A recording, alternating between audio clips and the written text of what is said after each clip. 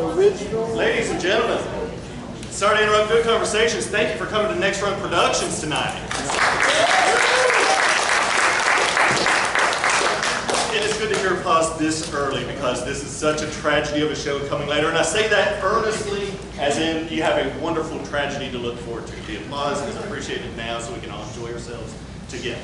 My name's Harrison Young. I'm the program developer, playwright developer for Next Run Productions. It's a program that I've taken on for the past 5 years, and I'm proud to see what the development's going on. Sorry to make y'all up to this. I'm going to do it. So we're not upset.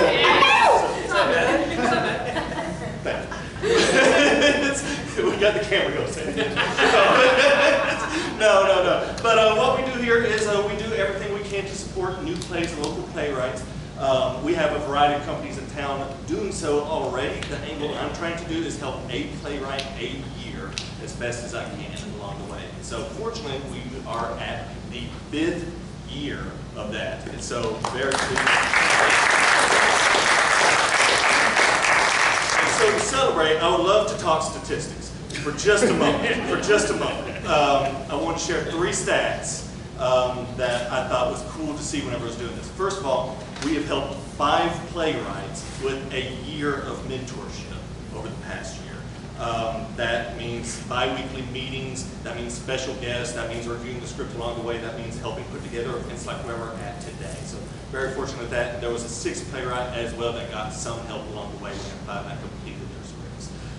Next stat here, wanted to share how many estimated hours we believe that these 6 playwrights have received over the past 5 years of assistance. Does anybody want to guess a number?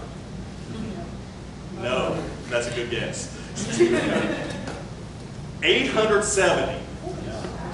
Yeah, so that's the estimate there. Who knows what the actual number is, but trying to base it off that, we've been so fortunate to have help. The last stat I'll give is the number of times that we've had special guests come in to support along the way. That answer is 93. And that includes these lovely 8 people here that are helping us with the play reading today. They are fortunately and thankfully come together to support local playwright JP Schuffman.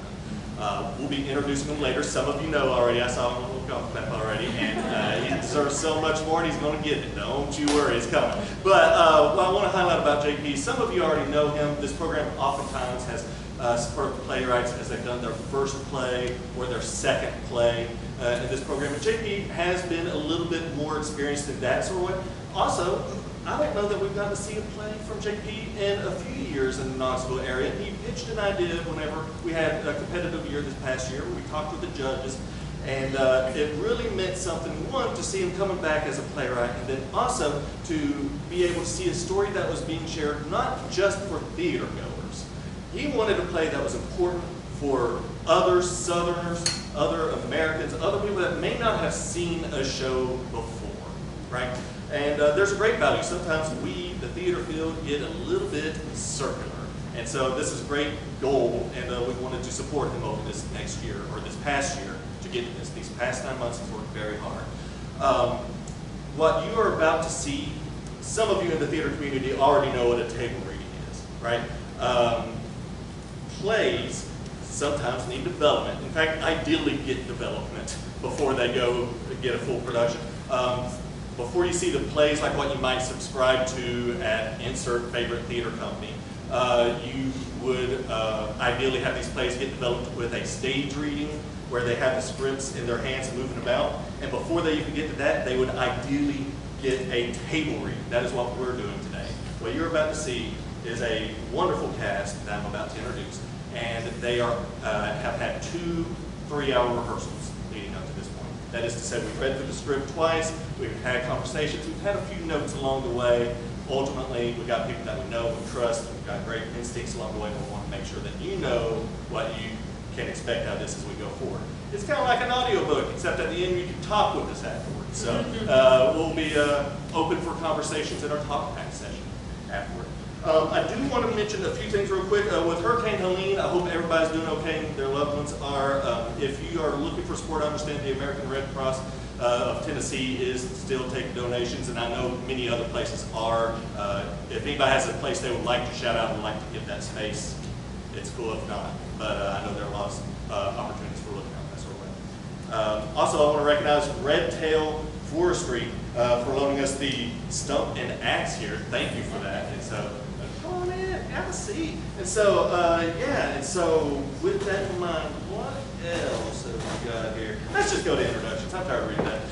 Ladies and gentlemen, I want to introduce our mighty fine cast here. First of all, we have a gentleman here that has been a long-time standing member looking out for playwrights in the area for, I would say, at least a decade. I'm not going to get into exact years, but you've been there a long time. Craig Smith, everybody.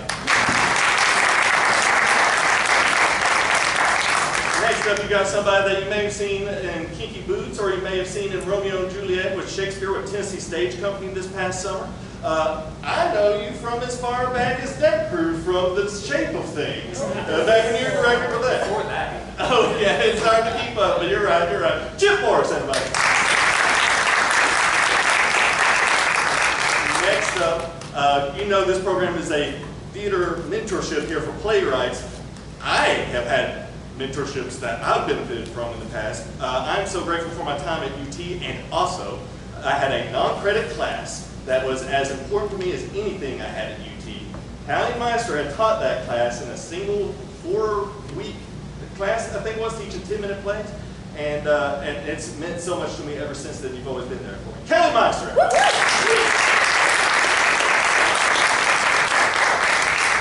Next up, y'all already know him, Billy Kyle Roach has worked with many shows along the way here. He is returning from the Wolf of Badenoch last year, and so it's always nice to have a friend of the program coming back again like Craig was, both of y'all coming back from it. Billy Kyle Roach! Caroline King, oh, she's been in a bunch of shows around here from Tennessee Stage Company that's been so good, been children's theater as well, been so fortunate. It's funny that we talked the other day and realized we went to New York together. Yeah, we did. And so it's so fun to reconnect on these ways. Yeah. Caroline King, everybody.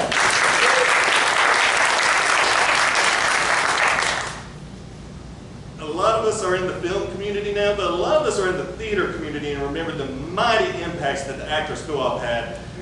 Amy Hubbard was one of the, I can't remember if it's y'all or Work Players, but it was the same summer y'all were responsible for the first time I got paid as an actor, and I still remember that, and I appreciate that, however much it was. I'm not going to name, but you know, it's what it took to do things with the Black Box Theater, and as we've had our conversations, we just realized the continuous impacts that that's had. Amy Hubbard!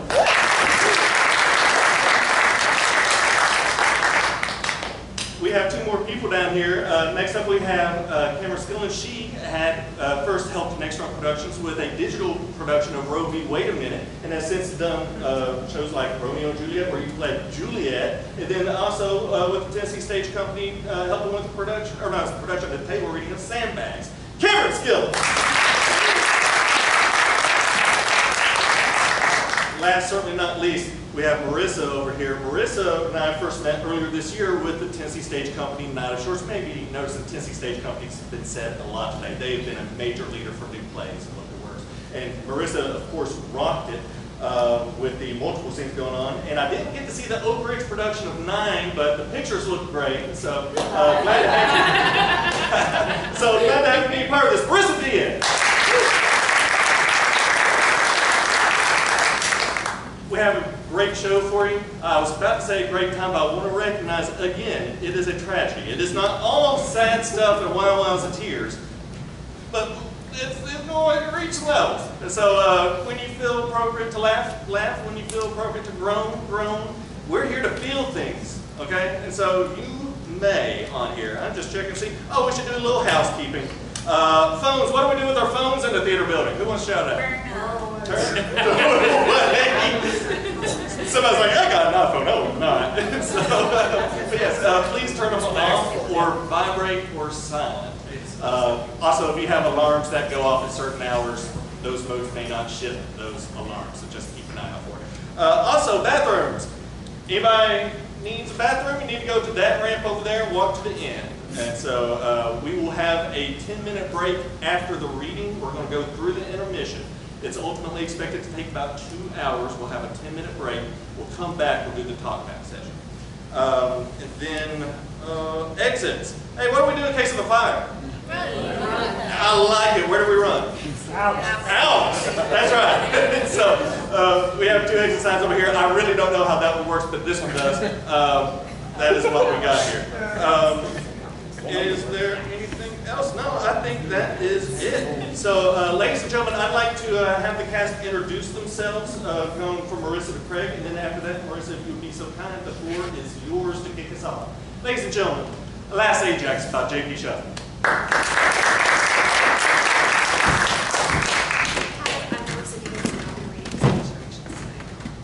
Hi, I'm Cameron Skillen, and I'll be reading the chorus. Amy Hubbard, and I will be reading Cassie. Caroline King, I'll be playing Teresa. Billy Kyle Roach, Ajax. Callie Meister, Agatha. Chip Morris, Ulysses. Craig Smith, Nestor. Last AJAX by JP Schuffman. Setting, present day, Athens, Tennessee. Set, upstage left to right, a representation of a forest. Upstage right entrance suggests the front door of a lower middle income household. Upstage center and upstage left entrances are suggestive of office doorways. The stage is set with a well-used wooden manager's desk, surrounded by three equally worn office chairs that can be reconfigured to represent various characters' workspaces throughout the first act. Act 1, Scene 1. A circle of firelight. Enter chorus. There is a very old story that begins like this. In the world before history, in the time of the gods, during the long, gruesome war against unconquerable Troy, the high commanders of the Greek army held a contest to determine the greatest hero from their ranks. First was Ajax, strongest man in the world, bulwark of the battle line, whose matchless valor and radiant bravery were like fortress walls to his fellow Greeks. Majestic Ajax, who had saved his frightened brothers in arms time and again from doom-reaping panic and blood-gorging rout. That was the man they called Ajax the Great. Against him was pitted Ulysses, brilliant Ulysses, cunning, conniving, far-thinking Ulysses, whose unbridled genius was plain as a crown of gold for friend and foe alike to see, whose thoughts and speeches flowed like currents of the wind, now gentle zephyrs to calm worried hearts, now raging torrents to unhinge the world. That was crafty Ulysses, the man of many needs. Between these two champions, a priceless trophy was placed, the legendary sword of the fallen demigod Achilles, a prize of unspeakable beauty that would be the greatest honor bestowed upon any hero during the long course of the war. And so it was that the terrible contest between these two peerless princes began. Chorus watches the following scene from the edge of the stage. Act 1, Scene 2. Ajax's house. Early morning. Enter Ajax, getting dressed in a hurry. He is carrying a fresh shirt on a clothes hanger. Ajax? In here. Teresa carrying a lunchbox and thermos. Hey, babe, how do you feel? Not bad. Pretty good. Yeah? Good. Well, I didn't hear you come to bed. Yeah, and I stayed up looking over what I'm going to say. I think it's good. I think I got most of it in my head now. That's great. You're going to look really handsome in that shirt. Well, thanks. The guys will give me 6 kinds of hell about it, but... You tell them guys they better watch it. You're going to be big boss man soon. Yeah. You are. You're going to be big, huge, #1 boss man. And after today, you're going to be out there walking around just a-pointing at things. Hooping and a-hollering, telling them common folks get their shit together. Just a big old strong boss man. Yes, ma'am. Okay. When's the meeting? Before lunch. Will you call me when you know? Of course. Oh, all right. I need to go. Okay. Do you need anything? No, I think I'm good. Okay. Well, I'm proud of you, however it goes. Thanks. I think it's going to be good. I feel like between the two of us, I'm pretty much the obvious choice. Yeah, definitely. And, I mean, there'd still be a lot of stuff I'd have to learn, but that's everybody when they get a promotion, right? Of course. You are going to do great, so don't be nervous. I ain't nervous. All right, good. Well, what are you doing today? Oh, I need to take the truck in for an oil change after I drop AJ off to school, and then I need to pick up some groceries. I was thinking to get a couple good steaks, maybe some champagne. Sure. Maybe a second bottle for after AJ goes to bed. Oh, I like that plan. Oh, yeah? Yes, ma'am. Oh, good. Okay. Well, I didn't know what was going on with you for lunch today, so I just made a couple sandwiches, and there's there's a little note in there for you too, just whenever you want to read it, but not until after the meeting. Yeah? All right, well, thanks, babe. Oh, I really gotta go. Yeah, go, go. I love you. Oh, be careful. I will. Love you too. Exit AJAX. AJ! AJ, come on! Get up! Dad has already left for work. You need to get up. AJ, come on, baby, let's go. AJ! Horace becomes AJ. Why? I'm off. Oh, watch that tone, young man. I'm tired. Oh, then start going to bed earlier. Let's go. You are not going to be late again, or you are losing your phone for a week. Whatever. What was that? Nothing. That's what I thought. Exit Teresa and Chorus. Act 1, Scene 3. Ulysses' office. Enter Ulysses. Good morning, ladies and gentlemen of the board. Ladies and gentlemen of the board, good morning. Good morning, everyone. Hello, everyone. Hi, everybody. I certainly wish we weren't meeting under such such strange circumstances. Enter AJAX with the shirt. Hey, man, I didn't know you were here. You heading to the stand? Yeah, just had to fix a couple of guys' time blocks from last week. Cool. So you ready? Yeah, pretty much, I guess. Good, because I'm coming for you, brother. Okay, we'll bring it on. Oh, yeah? That's what I like to hear. Hell yeah, I ain't worried about you. Okay, good. So we're good. You're not mad? Nah, like I said, I ain't worried about it. Confident. Yeah, well, you're probably going to get it anyway. Yeah, I mean, unless they want a guy who's never felled a single tree in his whole life running this place. Sure. No, you're right. I'm definitely not the right guy for the job. I mean, unless the board decided for some reason that they didn't want an ex-convict running this place, but that would be crazy, right? Excuse me? I'm just fucking with you, man. That shit ain't funny. Good grief, relax, man. I'm serious. God, yeah, man, I know, you are. Don't bring it up. Jesus, I wouldn't do that, come on. I'm just saying, that ain't me. You know that. I know, man. It was a joke. Relax. All right. Yeah, I'm sorry. It's all good. You gotta stay relaxed before you get up there, bud. Yeah, you're right. Yeah, before there's like a room full of people you've never met, all looking at you and expecting you to impress them. Fuck you. And like taking notes and judging every word you say. Okay, all right, fuck you, I'm leaving. Oh, hey, quick question. Yeah. Is that the shirt you're wearing? Why? Because you're gonna look as pretty as a peach. I'm leaving. Fuck you. Okay, fuck you too, baby. See you on the ice.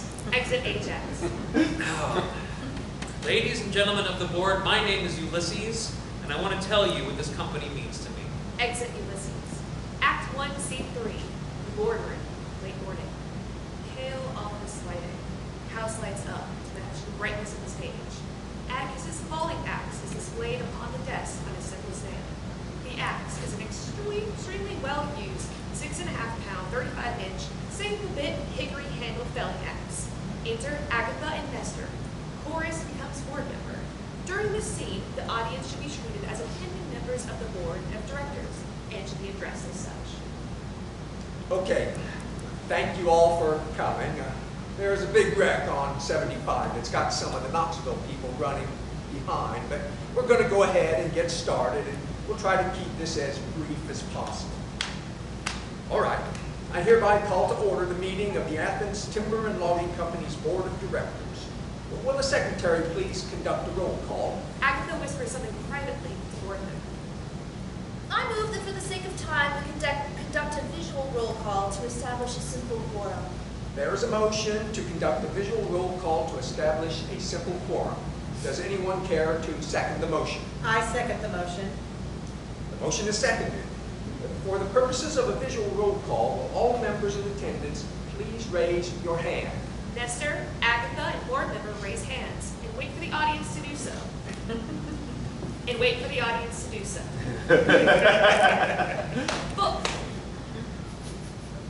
Folks, just quickly, please raise your hand so we can take an official count for the meeting minutes.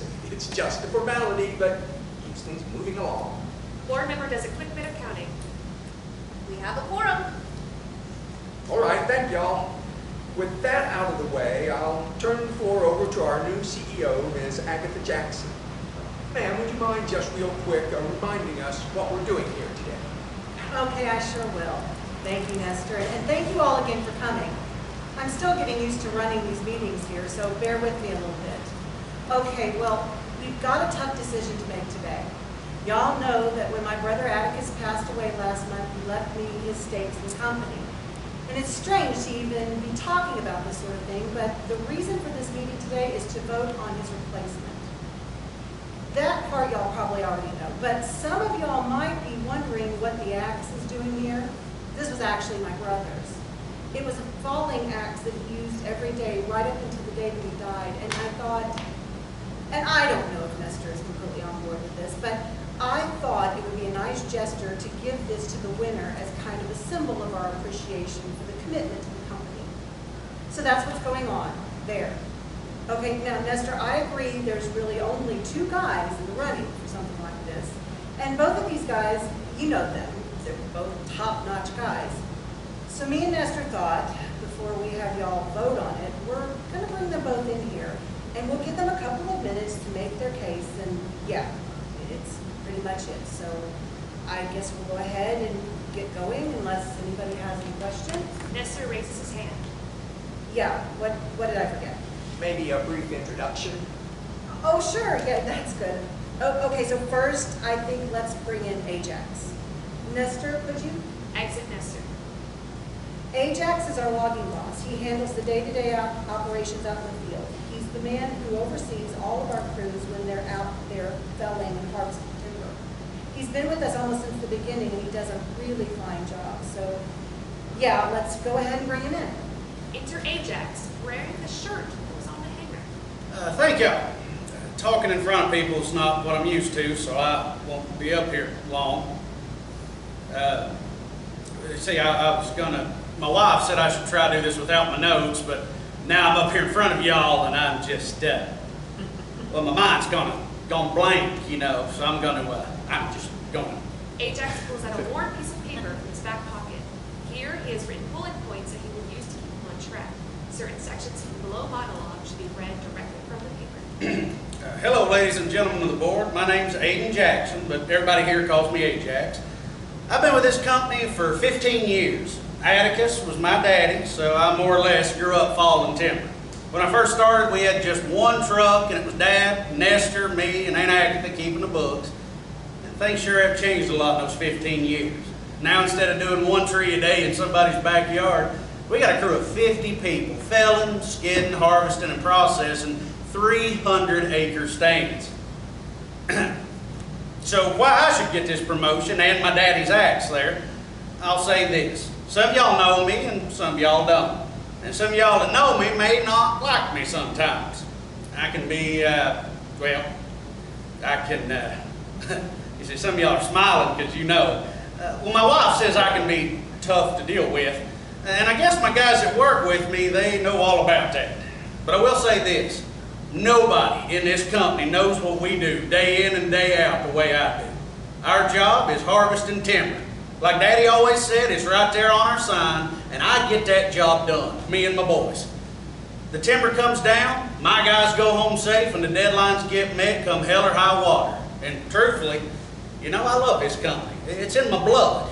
And I love this job, I do. It's not a job for most people, and it takes a certain kind of guy to do what we do out there. And maybe I can be that guy too much sometimes, you know what I mean? But that's, I mean, it is what it is. I will say I come into work every single day, rain or shine, ready to do whatever needs to be done. And if I get this promotion and that axe, I promise to do my best to honor my daddy and his legacy and keep this company going in the right direction for as long as I can. And I think that's about time. Okay, that's, yeah, thank y'all. Thank you, Ajax. Nestor, will you bring in Ulysses? Yes, ma'am. Exit Nestor. So Ulysses, y'all probably don't need an introduction since he's part of most of our meetings. But for those of you who don't know, Ulysses is our director of sales. He's been really driving the bus for so much of the company's amazing growth over the last 10 years.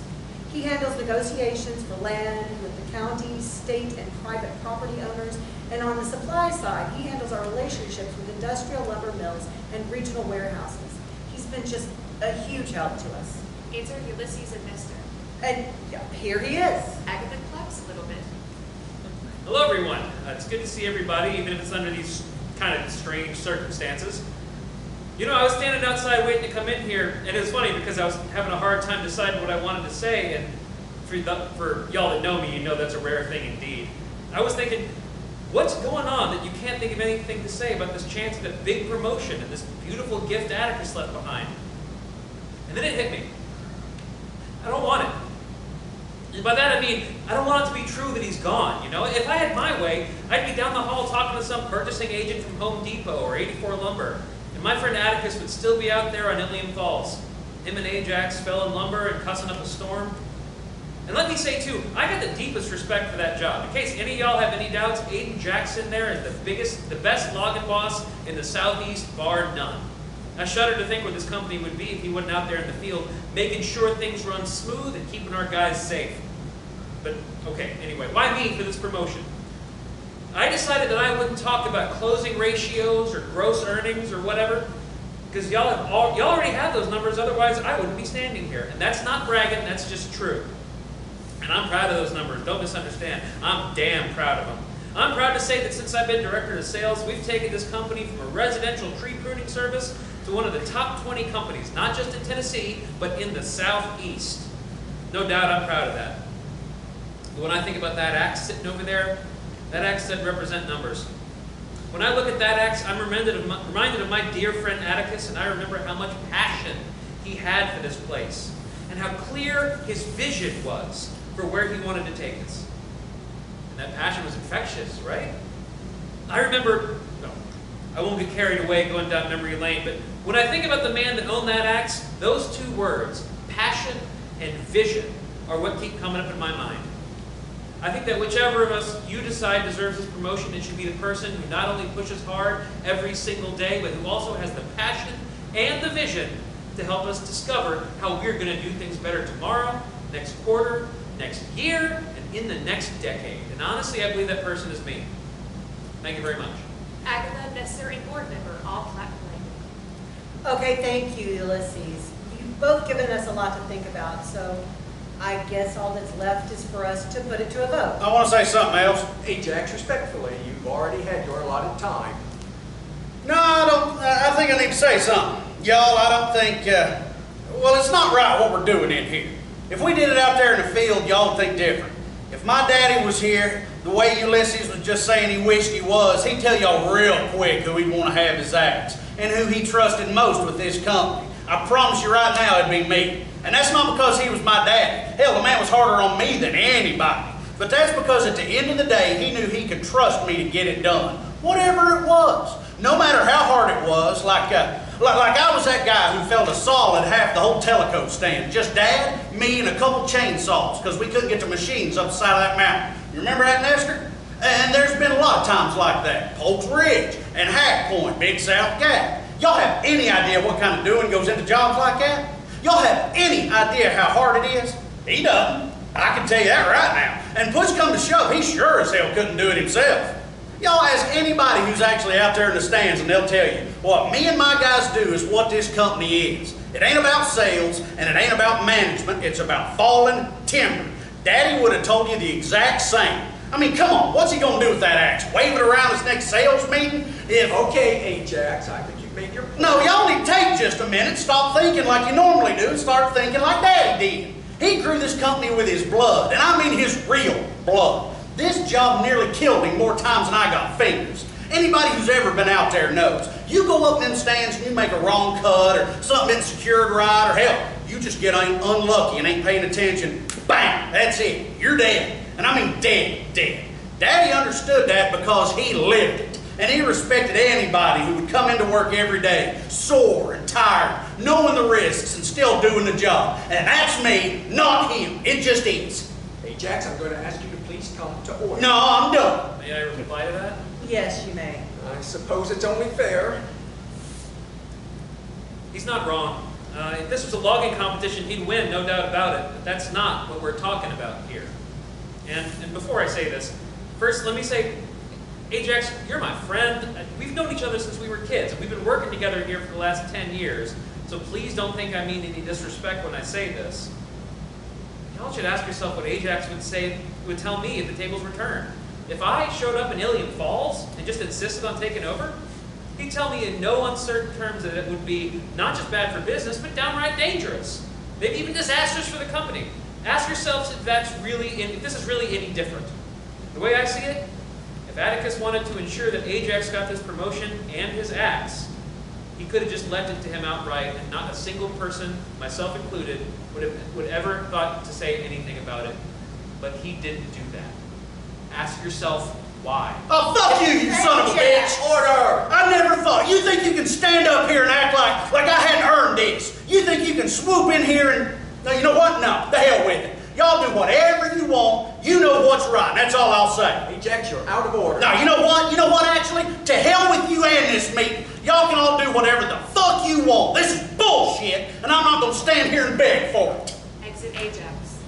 Okay, well, I guess we don't really need to vote after all. Respectfully, ma'am, just in order to make things official, I suggest we vote on it anyhow. Sure, fine, I guess. All right, so I'm going to suggest a brief recess for a study. Think this over, then in a few minutes we will come back and put it to a vote. Is someone willing to make a motion for a 5-minute recess? I move for a 5-minute recess. I second. All in favor? Nestor, Agatha, and board member raise their hands. All right, the motion passes. Meet back here in 5 minutes. Exit all. Board member removes the axe and is displayed from the desk. Act 1, Scene 4. AJAX's office, late morning. House lights out. The muted sounds of multiple conversations can be heard from the boardroom offstage. Enter AJAX with his lunchbox. He crosses to the desk and sits. Enter Ulysses crossing the stage as AJAX watches. The sound of liquid heartbeat begins slowly growing in volume and intensity. Ulysses exits into the boardroom offstage. The sound of someone tapping a glass. The room falls quiet. A brief smattering of lively applause. The world darkens around AJAX. Only the sound, the heartbeat remains. An office phone rings once, twice, and AJAX picks it up in the third ring. Enter Teresa on the phone with AJAX. Hello? Hey! So? Hey. So, how'd it go? Nothing. What? Nothing.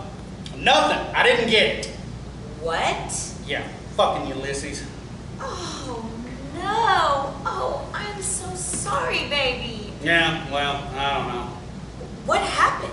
I don't know. I just said. What do you want me to say? I don't know. I do not know. Okay. Are you all right? No, I'm not. I feel... It's just... I guess it is what it is. Ulysses, he was just... I just ate it up. Oh, God. Well, where are you? In my office. Same office I've been in for 15 years. Okay. I'm so sorry. I just wish I could do something. And nothing I said mattered. He'd already...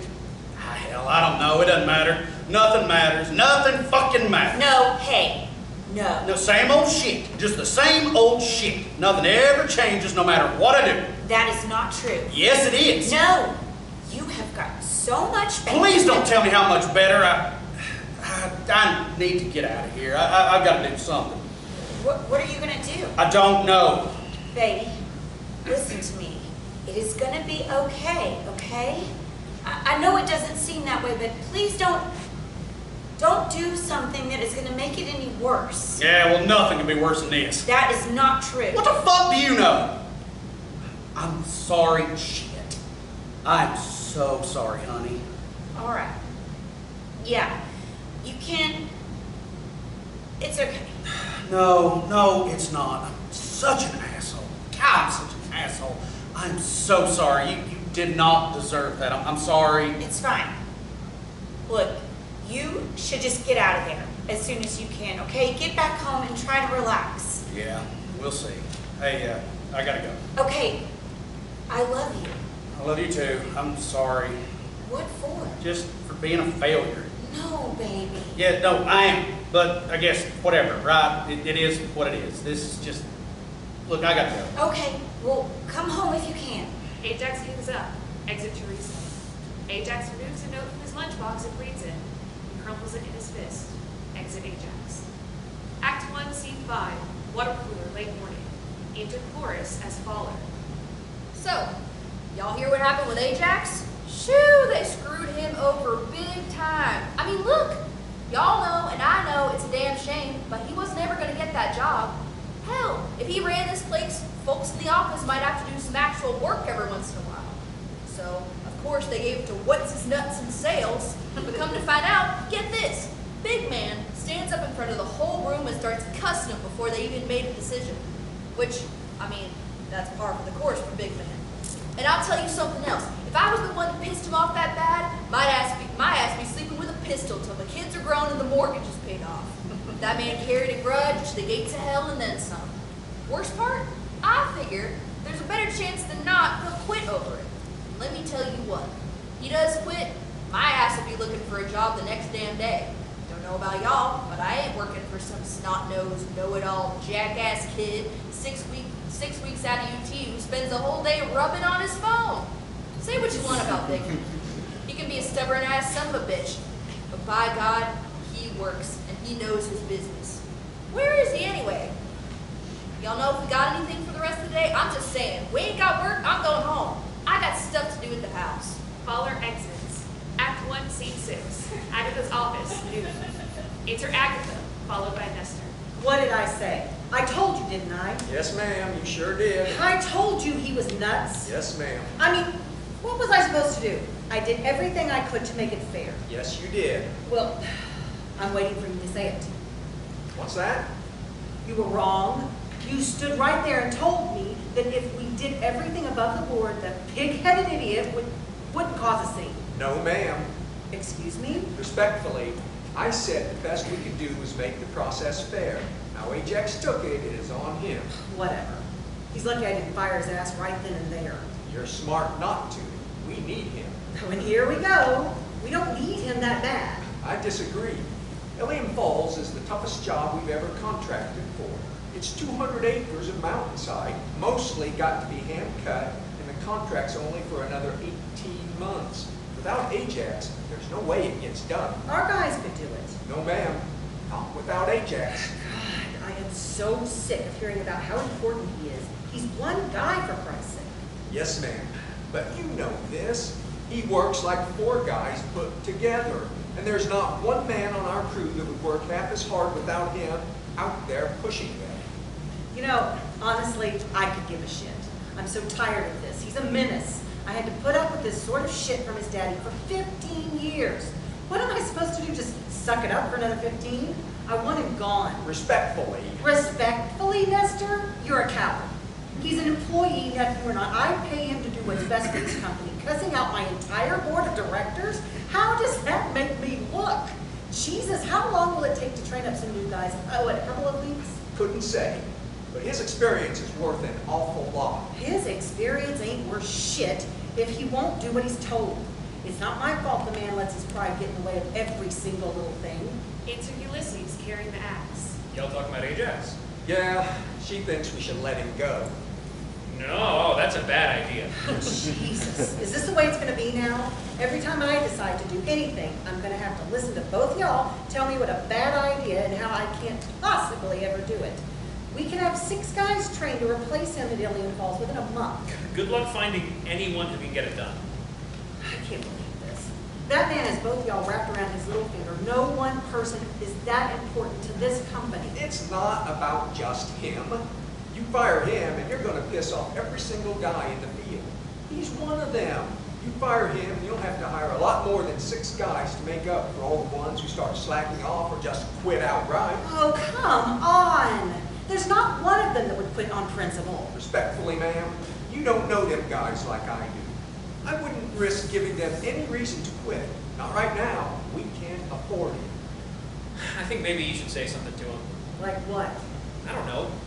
And maybe show him you understand where he's coming from. That you respect his contribution. Oh, you mean coddle him again? Just like his daddy? Hi, I'm boss now, okay? Atticus might have put up with this kind of shit from him, but I promise you, I don't have to. And I've got to say, if I didn't know any better, I'd say y'all are taking his side. No, ma'am. That's not what's happening. Like hell, it's not. Look, like him or not, ma'am, none of us can risk him leaving. Not right now.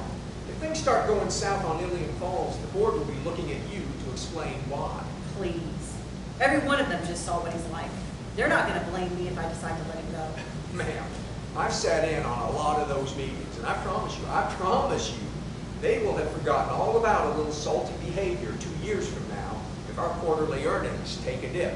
Jesus. Fine, I'll talk to him. But after Ilium falls, I'm done with him. Agatha moves to the desk and pages. AJAX, come into my office, please. Do you really want to be in here for this? Actually, no, I do not. Exit Ulysses. I can't believe I'm doing this. What the hell am I going to say? Can't tell you. Just don't let him get under your skin. Well, yeah, a couple of decades too late for that. It's what's best for the business. Yeah. It's what Atticus would have wanted. Yeah, okay, fine. It's her AJAX. You want to see me? Yeah, come on in. How you doing, Ajax? You know. Well, I guess we need to talk about all of this. I think we should say up front, we understand why you're upset. Okay? And look, I can't sit here and say that I wouldn't be frustrated if I was in your position. I think that for me, though, the thing I try to keep in mind is that there's no shame in coming in second as long as you put your best foot forward. Sure, and it's not like anyone's saying you're not an asset to the company. You wouldn't have been here in the room if it weren't for how much we appreciate all that you do. You know that, right? Do you hear what we're saying? And if I could say this, I think we all know the board doesn't fully understand everything you do out there.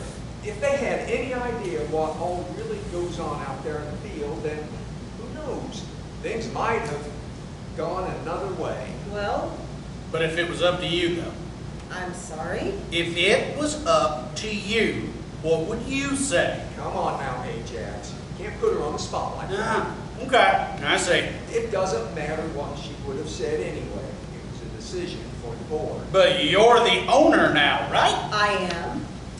The board can vote however it wants, but at the end of the day, Daddy never gave a damn what the board said if they weren't talking sense. He knew better than to trust his business to a room full of suits, never even set foot on a stand. I thank you not to talk about my brother like I don't know him, Ajax. I don't think that's what he was saying. He was my daddy. I think I knew him pretty well myself. Okay, we're getting off track here. Oh, yeah, let me just ask you. What is it that you're looking for? What do you mean? I mean, what do you want? God, I'm trying to be, we are trying to listen to you, which I just have to say is more than it seems like you're willing to do for us. Well, I just want you to do what's right. I want my daddy's axe because no one else has any right to it. And I want that job because I spent the last 15 years of my life risking my neck every single damn day to earn it. I've broken bones for it. I've saved men's lives for it. Hell, I've saved his life at least twice I can think of. Yes, you have, and I'll never forget that. Okay, look, I see that you're upset, I guess. Ajax, you know that I appreciate what you do for this company. You know, you do great work out there. You're the best guy that we have in the field. I know it. Everyone knows it, but I am telling you, that doesn't mean I can just, I'm not going to go around the board on this. She really can't. She still has to answer to them. Can you just try to see her side? Oh, I think I see her side just fine. Okay, I swear, don't know why you're always, I don't know what to tell you. You're not the only person who does good work around here. Can you not see that there are other deserving people in this company? I never said there weren't, but I deserve this one thing, and I don't understand how you could say otherwise. Look, I am sorry that you're upset. I'm sorry that you think this is unfair, but I don't know what to tell you. Atticus left the business to me. That means I've got 50 other people I've got to look after, and that means not everybody gets what they want. I have to do what's best for everybody by doing what's best for this business. Does that make sense? And if I could just say, it's not like this means one of you is more important or more valuable. You do what you do, and he does what he does. You can't have one without the other, but it's apples to oranges. Does that make sense? And look, if it's about pay, I get that. We can talk about that and maybe work something out. It ain't about the money. Okay, well then I don't know what to tell you. Oh, well, I'll make it simple for you. Just tell me the axe is mine and tell me the job is mine. Y'all know I earned it. I mean, I don't know what Ulysses said to make you think otherwise, but you know that except for Daddy, no one in this company's done more to get us where we are than I have. Nobody worked harder or longer or risked their neck more than me. Tell me I'm wrong. You can't. But see, y'all don't give a shit about that, because you don't want to piss off the board. Well, I'll tell you what, I had to risk my life every day for a decade and a half just to be told, thanks so much for all your hard work. Here's a little pat on the back to keep you in your place. So I guess no, I don't see your side or her side or anybody's side unless it's somebody telling me they're going to do what's right and give me back everything that was stolen from me today. AJAX? No, you know what?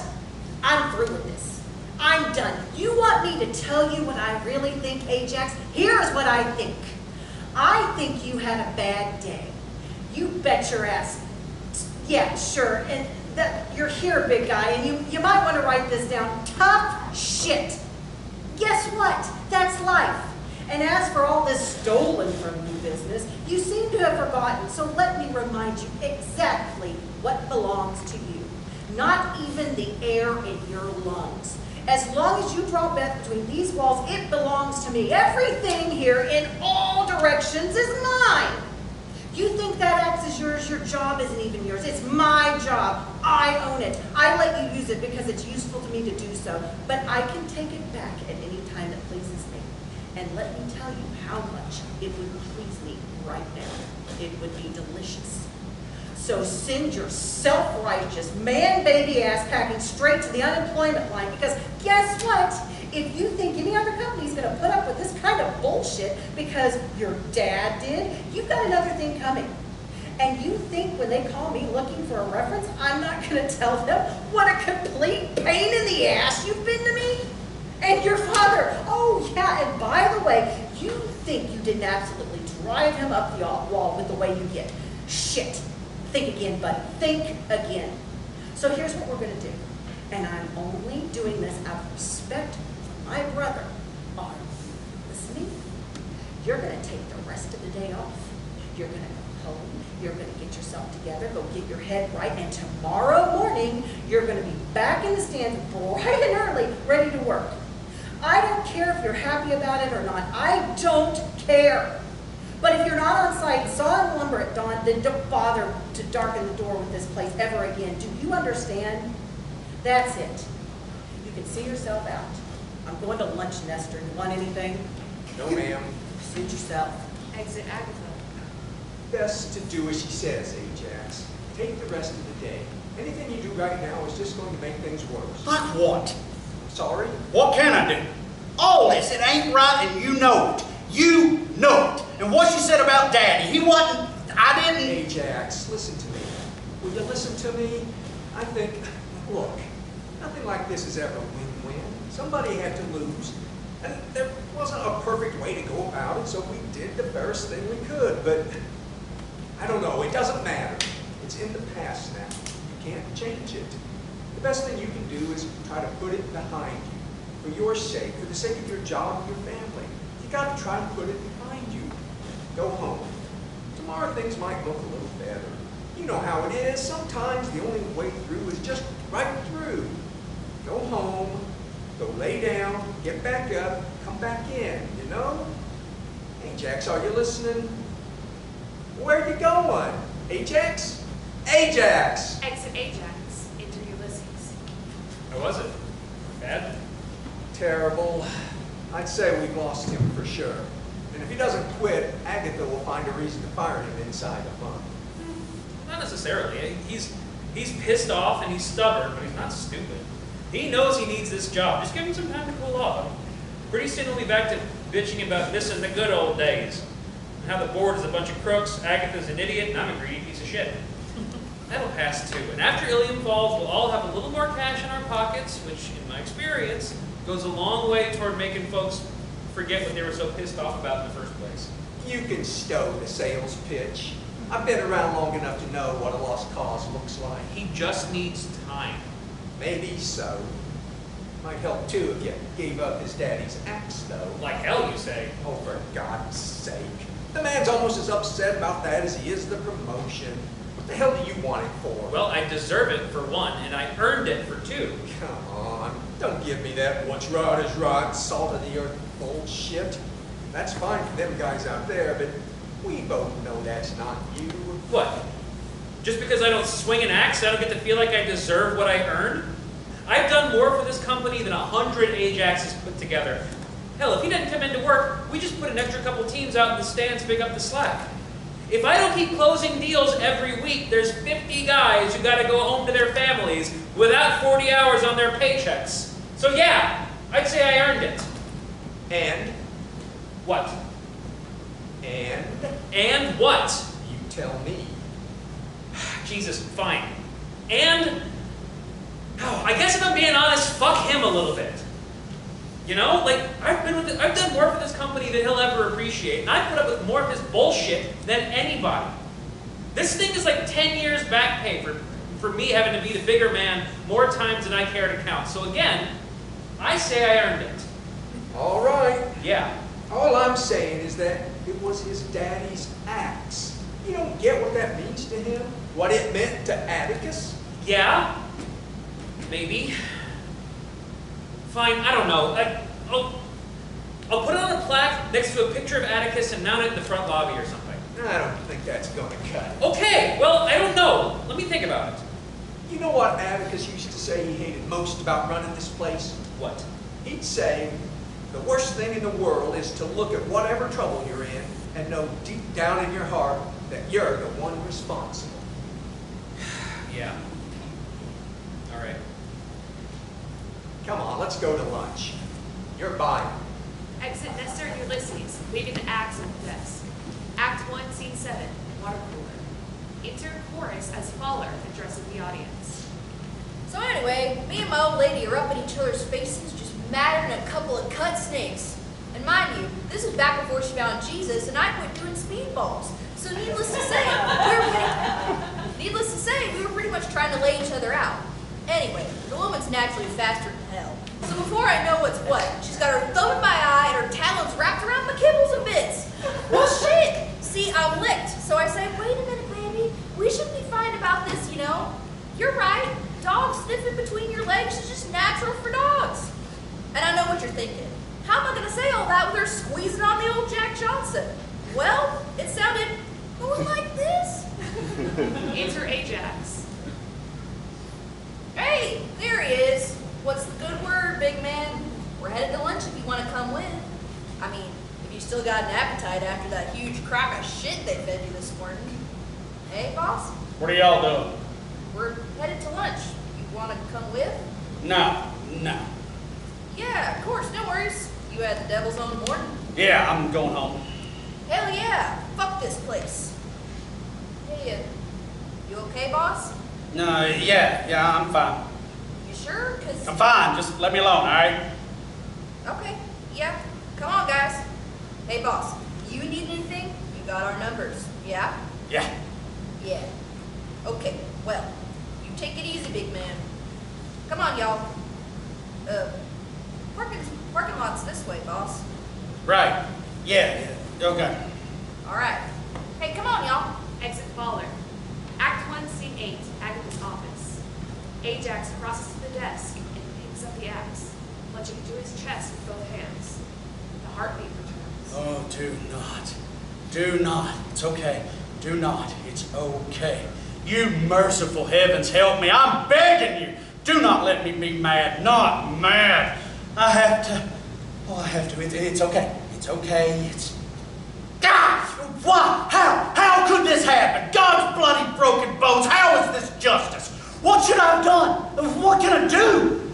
I know what the world is. I know better than to ever ask for anything more than my fair share, but by God, I know I've earned better than this. I have earned it. I earned it 1,000 times, hadn't I? Hadn't I always done more than my part? Hadn't I always stooped a little and smiled a lot and made myself small to make sure they knew I knew my place? How many long days, how many weekends have I sacrificed at the altar of my work?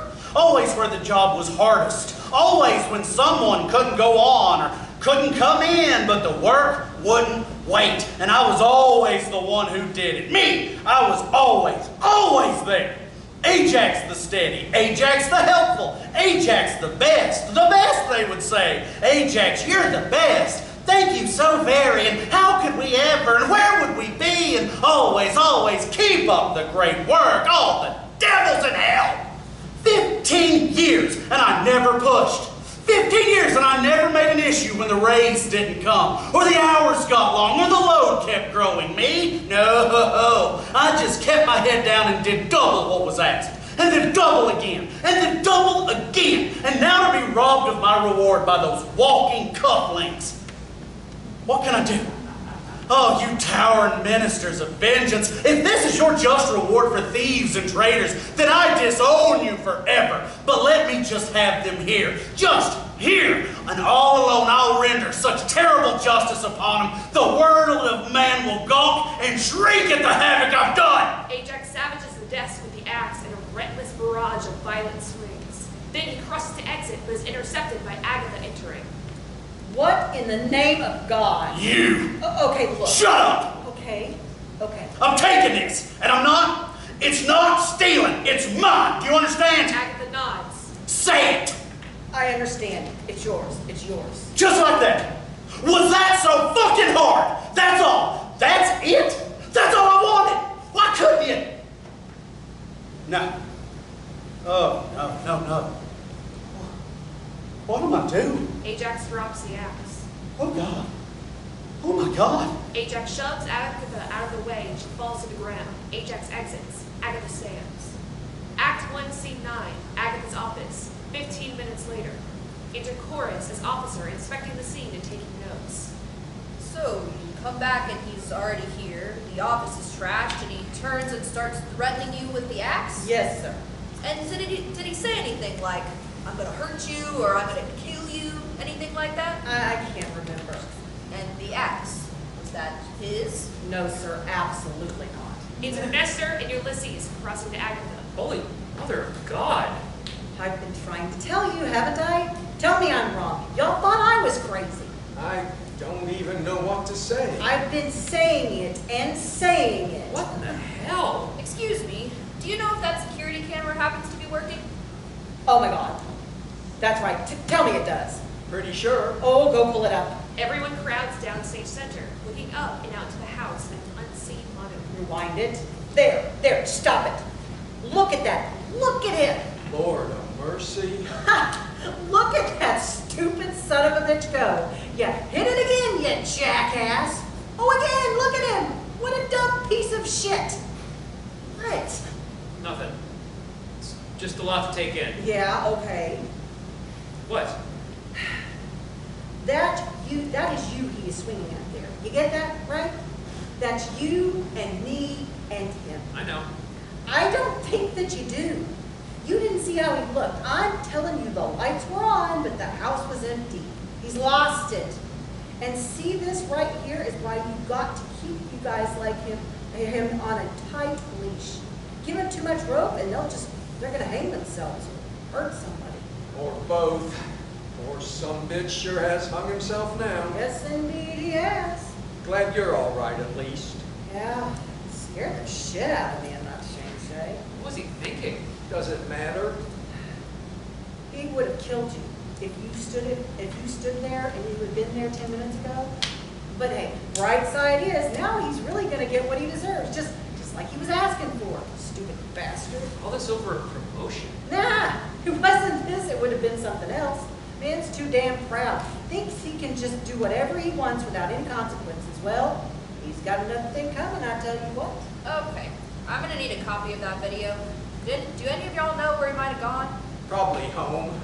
You know where he lives, right? Y'all hang out. I mean, I know the street. I don't know the address offhand. Okay, well, we've got that on file in the back office, I'm sure. This way, officer. So, what do you think they'll charge him with? Agatha and officer exit. Stop it. What? However you're trying to fix this, I see those gears turning. Yeah. Well, Too late now. That train has left the station. why? I mean, nobody got hurt. Hell, I know for a fact that is not the first time a guy's lost his cool in this office. Oh, hell no. I've seen guys lose teeth, break hands, all kinds of stuff. Then they walk it off and come back in the next day like nothing ever happened. But that don't make a lick of difference this time. Why not? Different times, different people. What do you think will happen to him? Hard to say, but my advice is to keep your head down. He was in the wrong. I mean, the guy lost his damn mind right there in front of her. And you sticking your nose in the middle of it now ain't gonna help anything. Listen, we tried to do what we thought was fair for everybody, right? Yeah. We really did. We did the best that we could, and it still went sideways. That's how it goes sometimes. You're not always going to get it right. Hell, if I let every well-meaning mistake I'd ever made live rent-free in my head, I'd never make another decision as long as I live. The bottom line is, there's no fixing this. Look at this place. It's over for him. And I know y'all were friends, and maybe you feel like you betrayed him, but... I do. No. I think I did. No, sir. This is on him. There's not a man alive that can make another man do something that ain't in them to do. He did this. All this himself. Nestor! Yes, ma'am? Never mind, I found it. Good Lord, that woman. Listen, do what you want.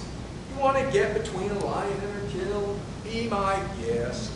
But my advice is you stay out of it. Forget about AJAX. Think about yourself.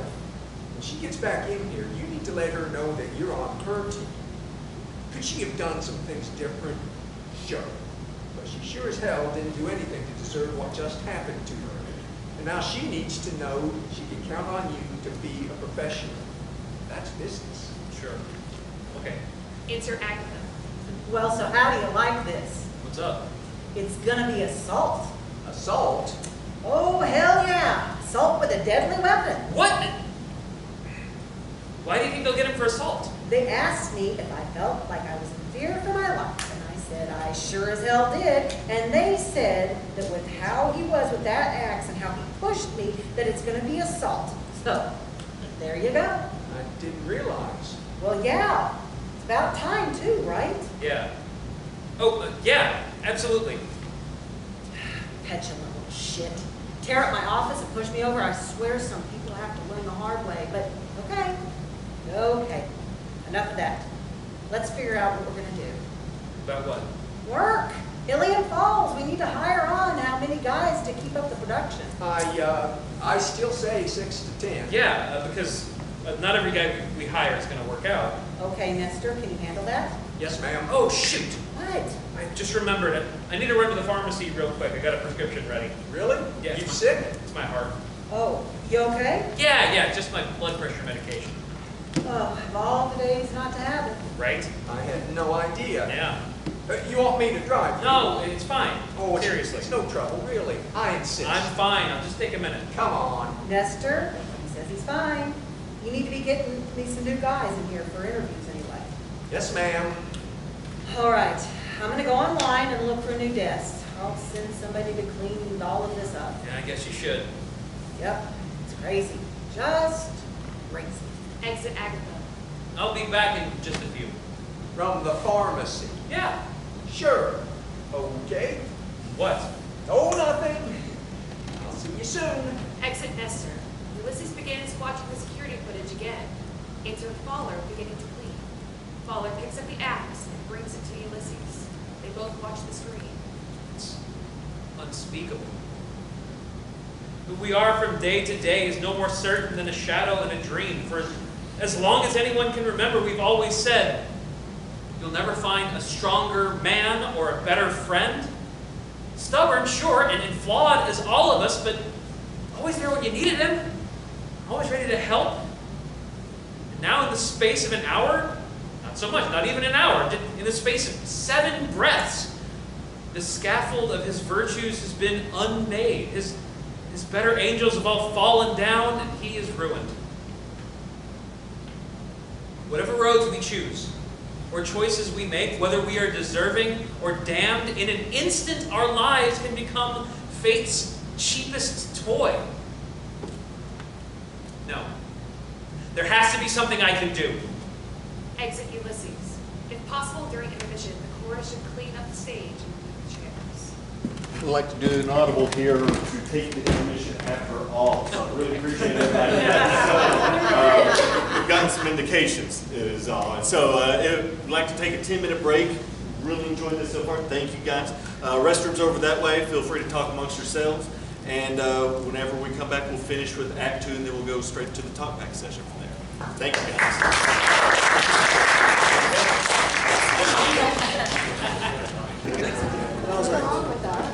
I started thinking about it, Did you go and watch the shows early? No, I grew up as far.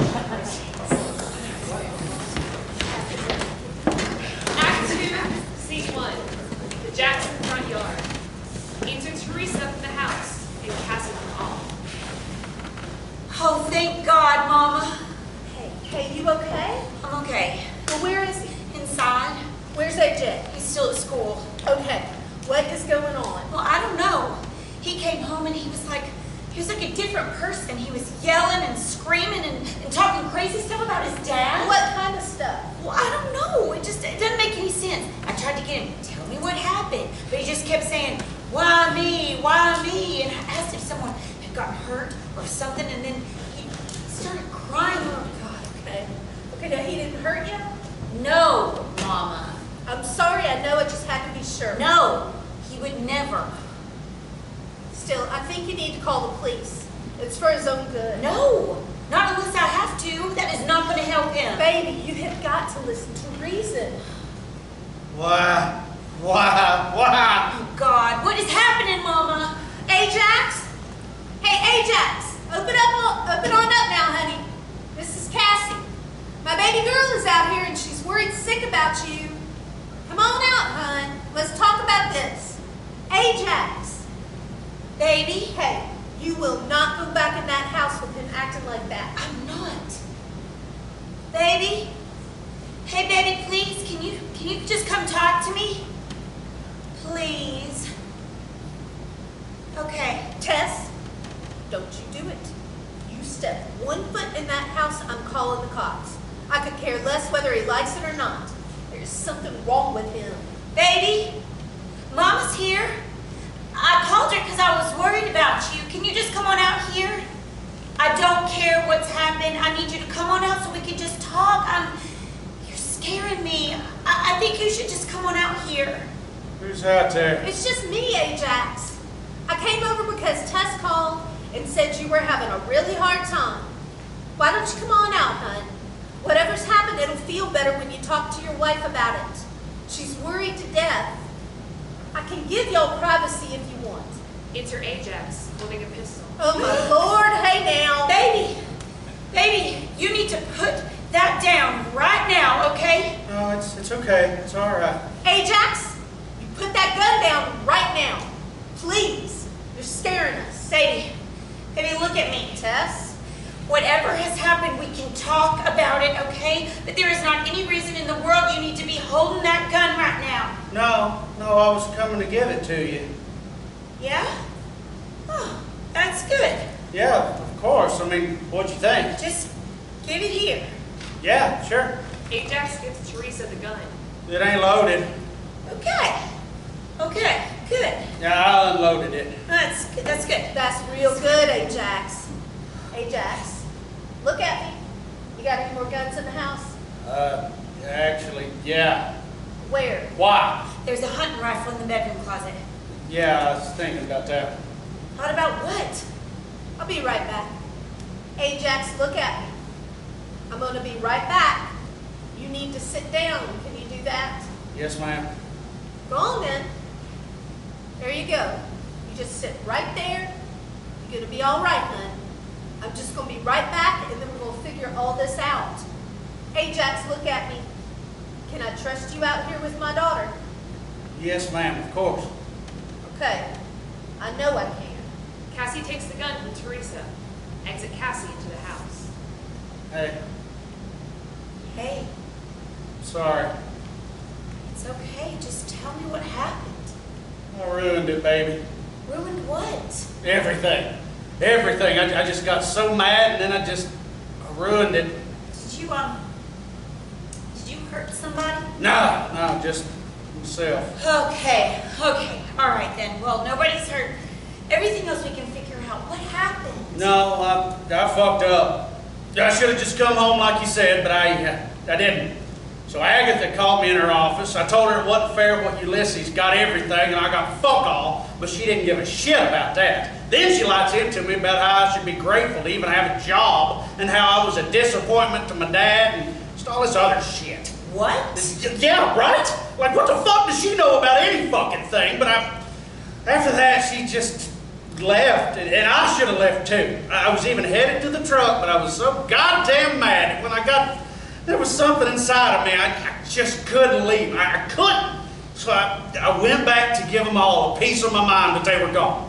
And Dad's fallen axe was right there just laying on the desk, because I guess fucking Ulysses couldn't be bothered to even keep hold of it for an hour. Yeah?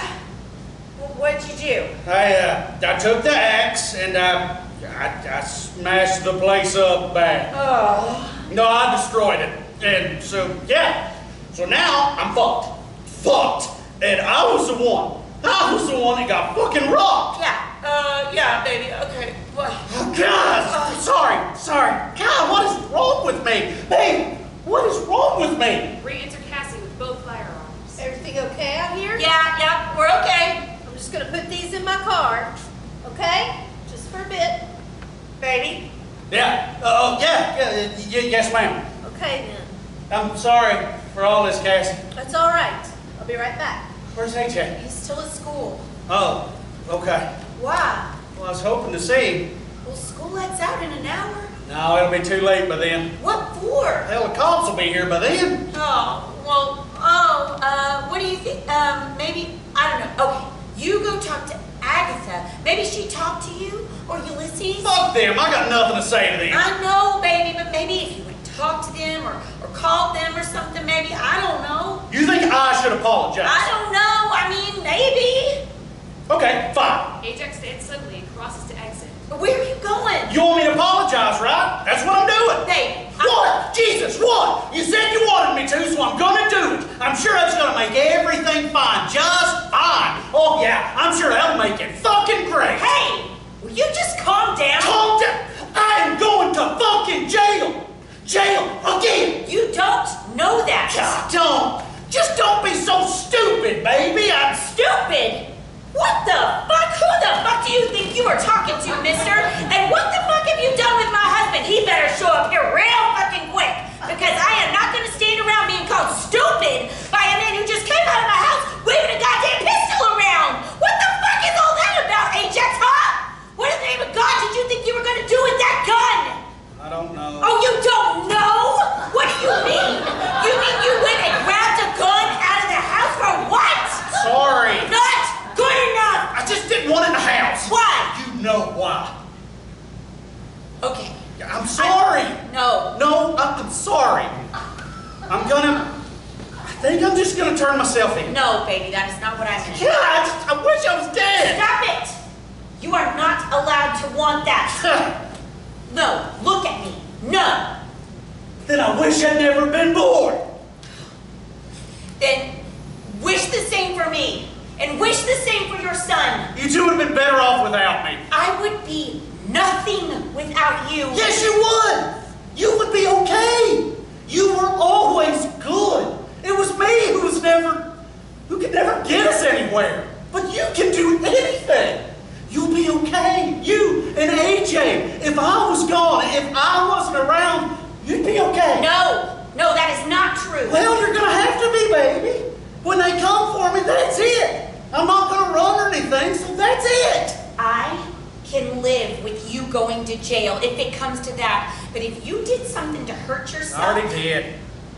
Please, baby, you have got to stop talking like that. Well, what do you want me to say? Should I lie to you? Just promise me you are gonna be strong. Oh, strong. You are the strongest man I know. Yeah, great. I'll be the strongest son of a bitch in jail tonight. Well, maybe that's true. Maybe tonight. But we can get you out on bond. How? I got no job now. Well, we'll find the money.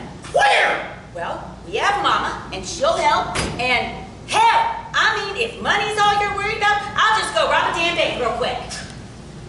Oh, yeah. Oh, yeah, sure shouldn't. Hell, give me some chain, hook that son of a him pull that thing right out of the ground easy as you can skid a stump. Oh, really? A damn skippy? Then I'll drag it back to the old wretched bitch Agatha's property, get all that money out and frame her for the whole thing. Easy as lying. I like that plan. Don't know why you're surprised. I've always been attracted to that criminal element. Besides, then you and me will be on the same level. We can go on the land together. Yeah. Yes, sir. You, me, and AJ. Oh, he'll take to it like a little duck to water. What about your mama? I don't reckon she'd go for a life of crime on the account of being that God-fearing member of the First Athens Baptist, but I'll ask. Sounds good. It's gonna be all right, baby. Okay. Okay, I love you so much. I love you too. Like the mountains love the sky. Like the oceans love the moon. Come on. You should go back inside. We can figure this out. I'm gonna go talk to Mama. Okay, tell her I'm sorry. Okay. Exit AJAX to the house. Re-enter Cassie. Did you hear all that? I did. The best thing he can do is just turn himself in, baby. He's got those priors. No, that was years ago. I know. And he hadn't had so much as a traffic ticket since we even got together. I know. But still, he wasn't exactly a saint before he met you. Oh, what does that have to do with anything? He has changed so much. You know he has. I know. But still, if he goes down there right now, it'll look better, you know? More like what it was. What was it? Rage. Baby, just rage and jealousy and greed. No, that is not it. You can tell yourself that if you need to, but when a man gets like that, when he starts screaming about justice, it's almost always because he thinks the world owes him something he didn't get. You know that he is more than that. That always is, baby. But it didn't change what he did. Well, I'm not saying that. But he is a good man. You know he is. He has always been good to me and AJ. I know. But it's not a matter of being good or bad. It's a matter of control. Good or bad, right or wrong, he lost control, and now he's got to do what's right. He will. Now that he's himself again, but I'm not going to abandon him just because he made a mistake. I'm not talking about abandoning him.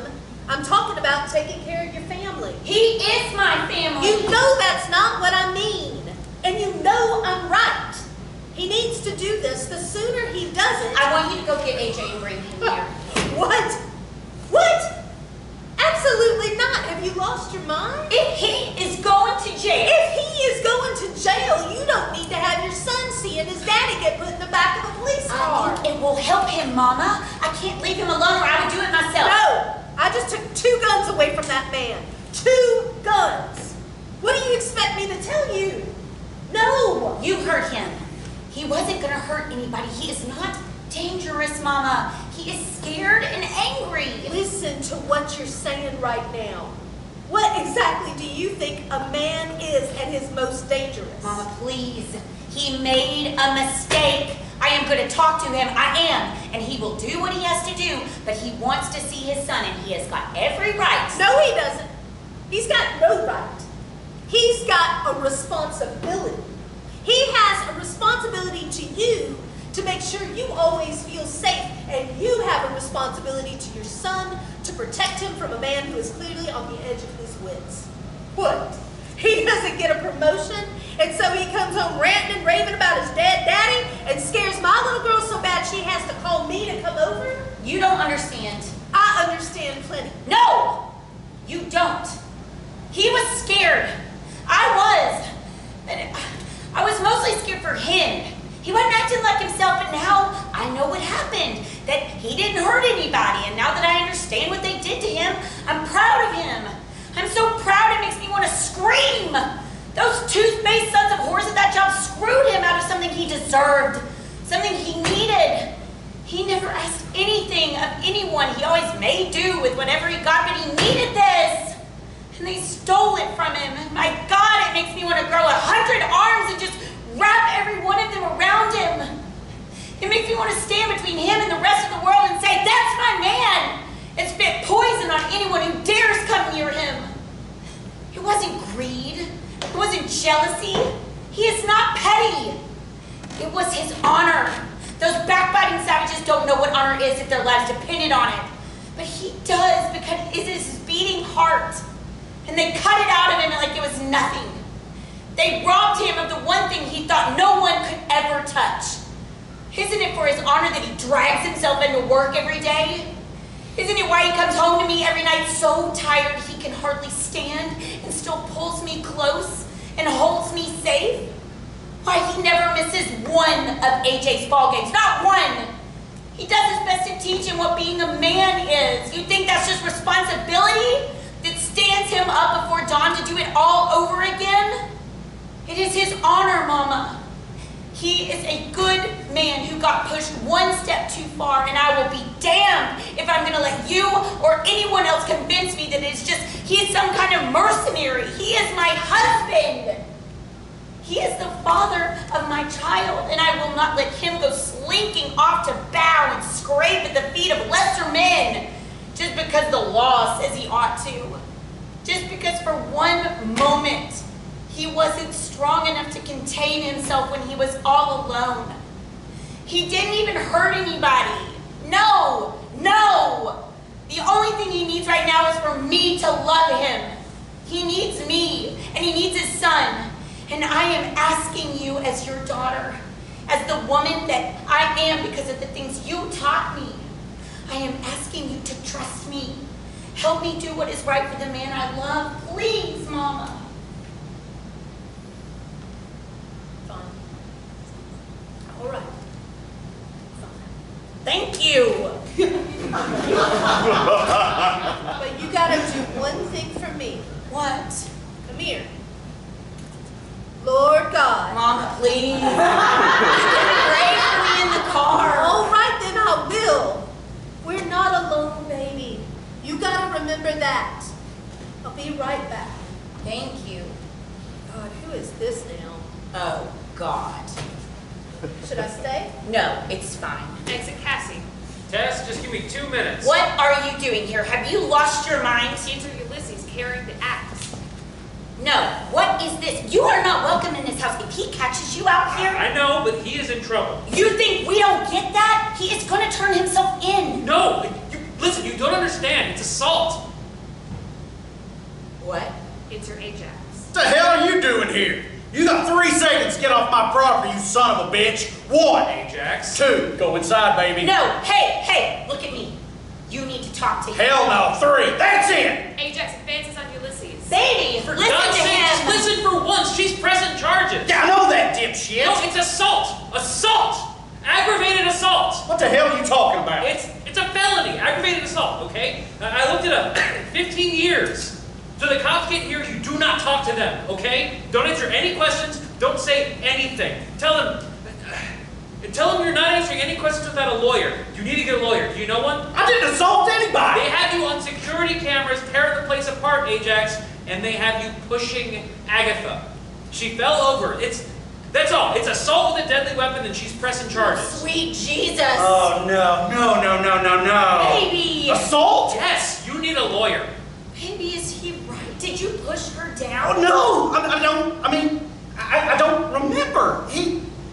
Maybe, but I don't even if I did, I didn't mean to. If I did, it was an accident. It wasn't an assault. Assault. I swear, baby, I didn't mean to. Okay. I don't know. I think maybe he's right though. I think maybe you should go inside, and when they come, if they don't have a warrant, then you can stay in the house until they get one, and maybe we can get a lawyer by then, or at least have time to think about what to do next. 15 years? My God, what am I gonna do? You have got to stay calm. Stop fucking telling me to stay calm! Hey! You do not act like this is my fault, and you do not raise your voice at me. Or I swear to God, I will take Ajax over to Mama's, and you can deal with this on your own. I love you, and I'm trying to help you here. Sorry, I know. All right. So sorry. Ulysses, is that it? Yeah, I just wanted him to know. Well, okay, thank you. Thank you so much. But if you're not here for anything else, you can go now. Thank you. Okay, but I mean, if there's something I can do. You got 3 lawyers falling out of your pockets? No. Okay, well then, what you can do is leave now and do not come around here again. You get me? You are not welcome here. I can't do 15 years. I can't. I won't make it. I won't do it. Nothing says you have to. You know, if they have video. Oh, fuck. No, fuck. Ajax? What? What do you want from me? I want to help you. Help me? You've helped me so much today,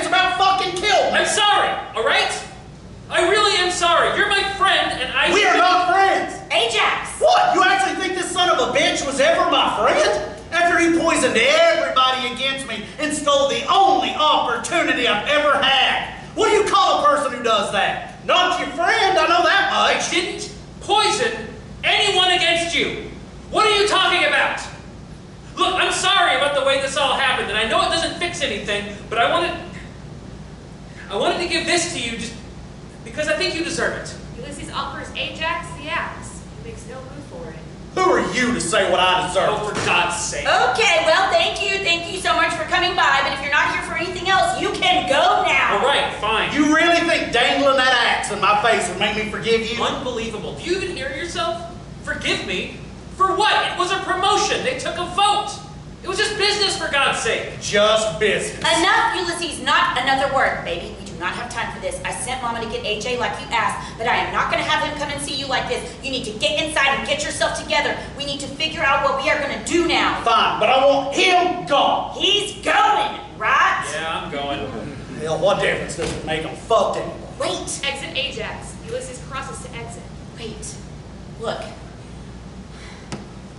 I don't know how much of this is your fault, and I don't really care. And I don't even know if Ajax is just, I know how he can be, so I don't know. I don't know what you did or why you feel bad, and frankly, I don't know if I can trust you as far as I can throw you, but if you still want to help him, I do. okay, then go convince Agatha not to press charges. God, Tess, I mean, I would, but Just please. I don't know what else to do, and you said you wanted to help. she's not going to listen to me. I know that. Well, have you got any better ideas? No. Okay, well. Do you think Ajax would apologize? No. Okay. But, I mean, you know he should, right? I don't know anything right now. Tess, I saw the video. If the jury sees what I saw, it's going to be bad for him. But if he just apologized, or even seemed like he was sorry, it might... I don't know how this all fell apart so quickly. I don't know. Will you at least try to give this to him?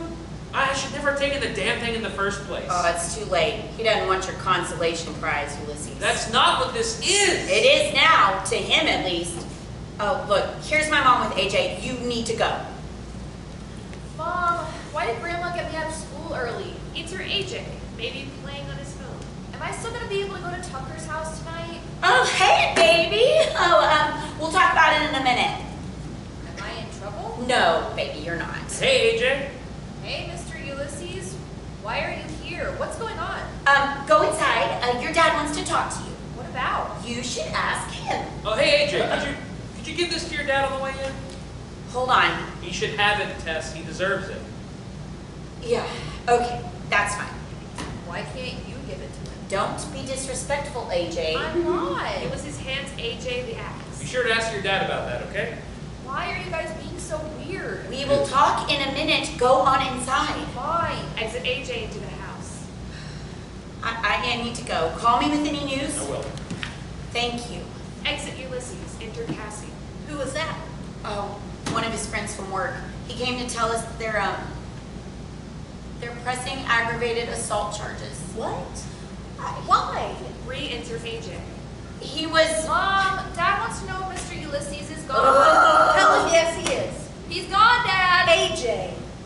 Dad said to tell him. I know, baby, but you could just give us a minute. This sucks. Why is everyone being so weird? What is going on? Atticus Jackson, you watch that lip. Sorry. Back inside. Now, please. Yes, ma'am. Exit AJ. Now, what happened? I guess he pushed someone, his boss, and she fell, and now she's pressing charges, and I don't know, but I need to get a lawyer. I don't know how you do that. Do you just call someone? Baby, stop, okay? Just stop for a second. I can't. I don't have time. Yes, you do. It's better to take these things slow. Now, what can I do? I honestly don't know. I don't even know what the right thing to do is, and everything just keeps getting worse by the minute. You say he should turn himself in. Ulysses says he should get a lawyer. Maybe he should just apologize to Agatha instead. I don't know. I can't even catch my breath. He just came home an hour ago. Come here. Mom, Just come here, please. no, not now. I don't have time. I need to make sure he's okay. Teresa, He needs me. how many times do I have to tell you you can't do it alone? Hush now.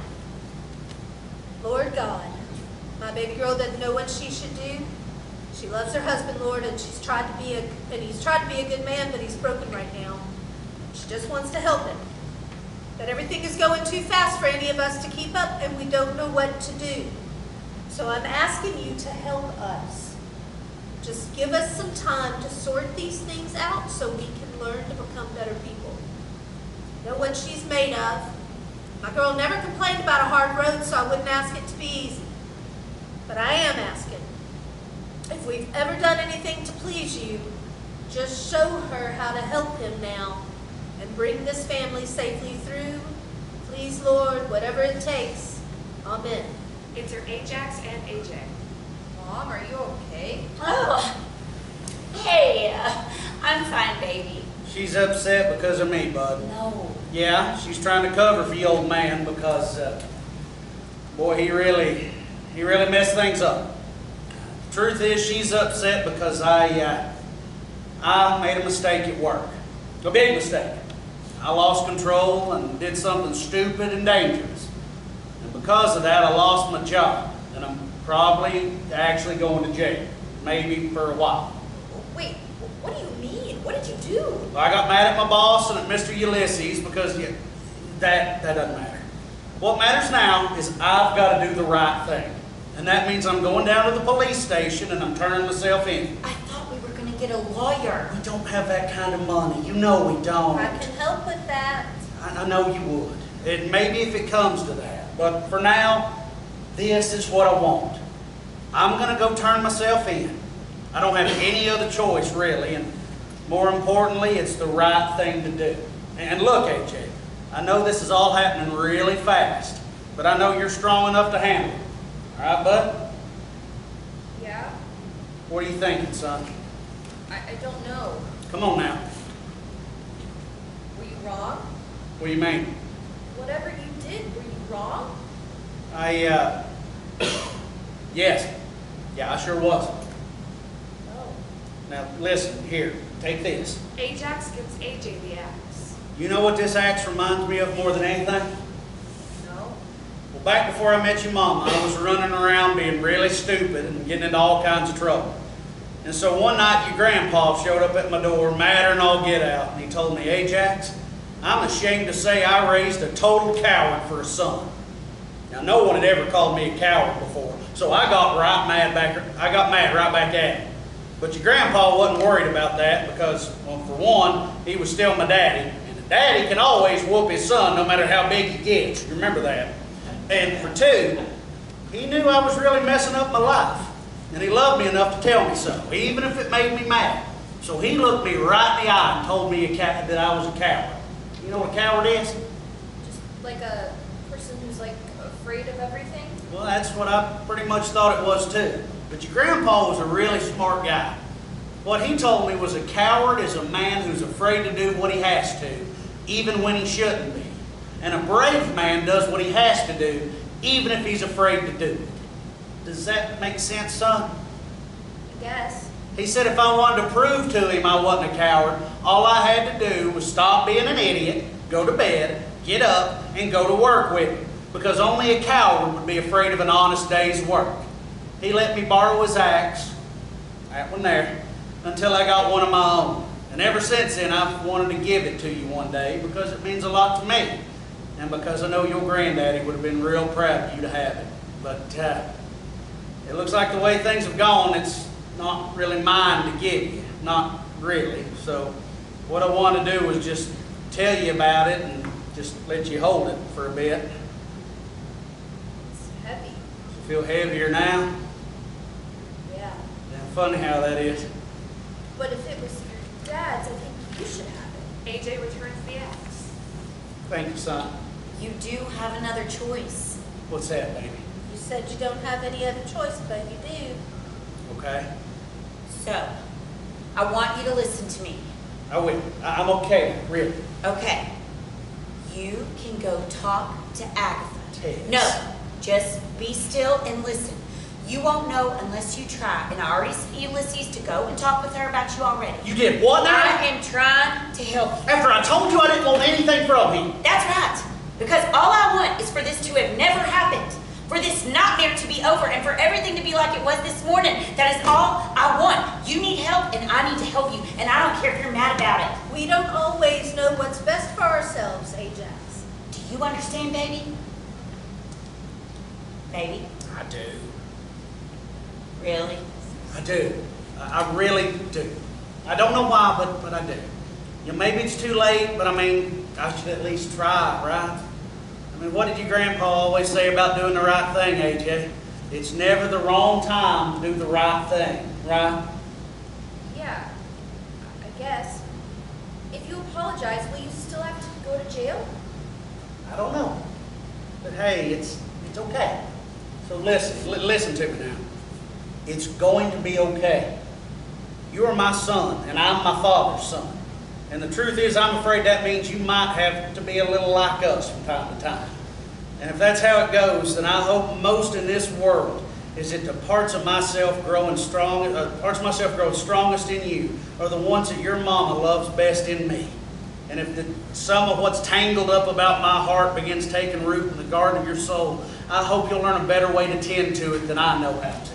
Okay? And on that day when the world comes calling for the parts of you that every man owes it to, I hope you're stronger than me, so you can endure that loss, and wiser too, so you know how to let it go. I'm going to go talk to Agatha. I will. And who knows?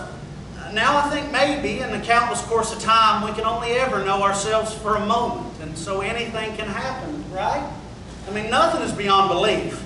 The most hardened heart, the most stubborn will can be overcome. Especially mine. Hell, especially mine. It seems strange to say, but everything must change. Everything bows to some authority. Snow-covered winter gives way to fruitful summer. The nightly parade of stars ever yields to the procession of the sun. Furious winds blow themselves out and calm the groaning sea. Friends can become enemies and deceivers become honest men. If nature herself must learn to change, how can a mortal man refuse it? How can I expect to resist the weight of everything? I did wrong, my son. My love, your husband did wrong. And now I need to submit. I mean, what else is left? I'll go and ask Agatha to forgive me for my family's sake. I'll tell her I'm sorry, and I've learned to hate my own pride, and that I believe in my heart that I was wrong. I'll tell Ulysses I had no right to treat him like my enemy, and I'll return this axe to the place it belongs. After that, who knows? Everything still might be all right. Now, come here, both of you. Give me a hug so I can do what I need to do. Ajax, Teresa, and AJ embrace. Okay, all right. AJ quickly crosses to exit. AJ? Baby? Exit AJ. It's all right. I'll keep an eye on it. Thank you, Cassie, for everything. You take care of yourself now, Ajax. I will. Exit Cassie. Are you sure this is what you want? I am. Okay. Hey, look at me. It's going to be okay. Will you let me come with you? No, I can't. I wish I could, but it's... Look, you were right all along. I need to apologize, but it's... You know, it's not going to be easy for me, baby. I'm going to do whatever I can, but, baby, if... chances are this won't change anything. You know that, right? I know. And if things don't work out, AJ's going to need you here. And you're going to need a lawyer. Yeah, definitely. All right. Okay, well, I'm going to go before I lose my nerve. I love you so much. You've always been the best thing about me. You and AJ, and I love you both. I got to go. Go. Thank you. Thank you. Bye, baby. Exit Teresa into the house, and Ajax crosses down center stage. The sound of the heartbeat, imperceptibly at first. Then, the world darkens around Ajax once again. I can see my fate as clearly as a house on fire, but I cannot bear to look. How has it all come so suddenly to this, and left me shuffling toward nothingness? Nothing for Ajax. Nothing ever changes. Not for Ajax. Ajax the angry. Ajax the convict. Ajax the fool. Worse, unworthy. A disappointment and a liability. A lesser man today than before I ever tried to become better. What was ever the point of all my daily striving in the darkest parts of my nature could always conspire with the man I used to be and destroy me in an instant? How is that fair? How is that justice? How can you ever hope to make yourself better than the person you actually are? Oh, I'm so sorry, Tess. You deserve a man who could learn something more from a lifetime of anger than how to make himself smile while his soul fills with blood. It's hideous to lie, but you never would have let me go. So I'm Ajax the liar now. Ajax the coward. Ajax the doomed. What else? What else? What else is left? I know a quiet place with a bit of shade, deep in the woods, not far off the path. That's where I'll do it. Act 2, Scene 2, The Office. Enter Agatha and Nestor and Ulysses separately. Did you get it? What? Your meds. You know, that you went to the pharmacy for? Oh, yeah. Thanks. That's good. We're talking about where we're going to start the new guy's pay. Well, listen, I wanted to run something by you right quick. Sure, go ahead. Oh, Lord, you sure? About what? This is gonna sound crazy. Crazier than everything else that's happened today? Probably. Well, funny you should mention that. What? I think, no, I guess I should say I recommend. Just go on, spit it out. Spit what out? I don't think you should be pressing charges against Ajax. Oh, really? And why not? I don't think he meant to do it. Really? He didn't mean to pick up an axe, smash up my office, and then push me over. How would you know that? Because I went and talked to him. Oh! So that's where you went. I thought maybe I could trust you at least a little bit, but I guess that was a mistake on my part. I'll be sure not to make that mistake again. But now, please, go ahead and tell me how suddenly you know what's best. That is what you're saying, right?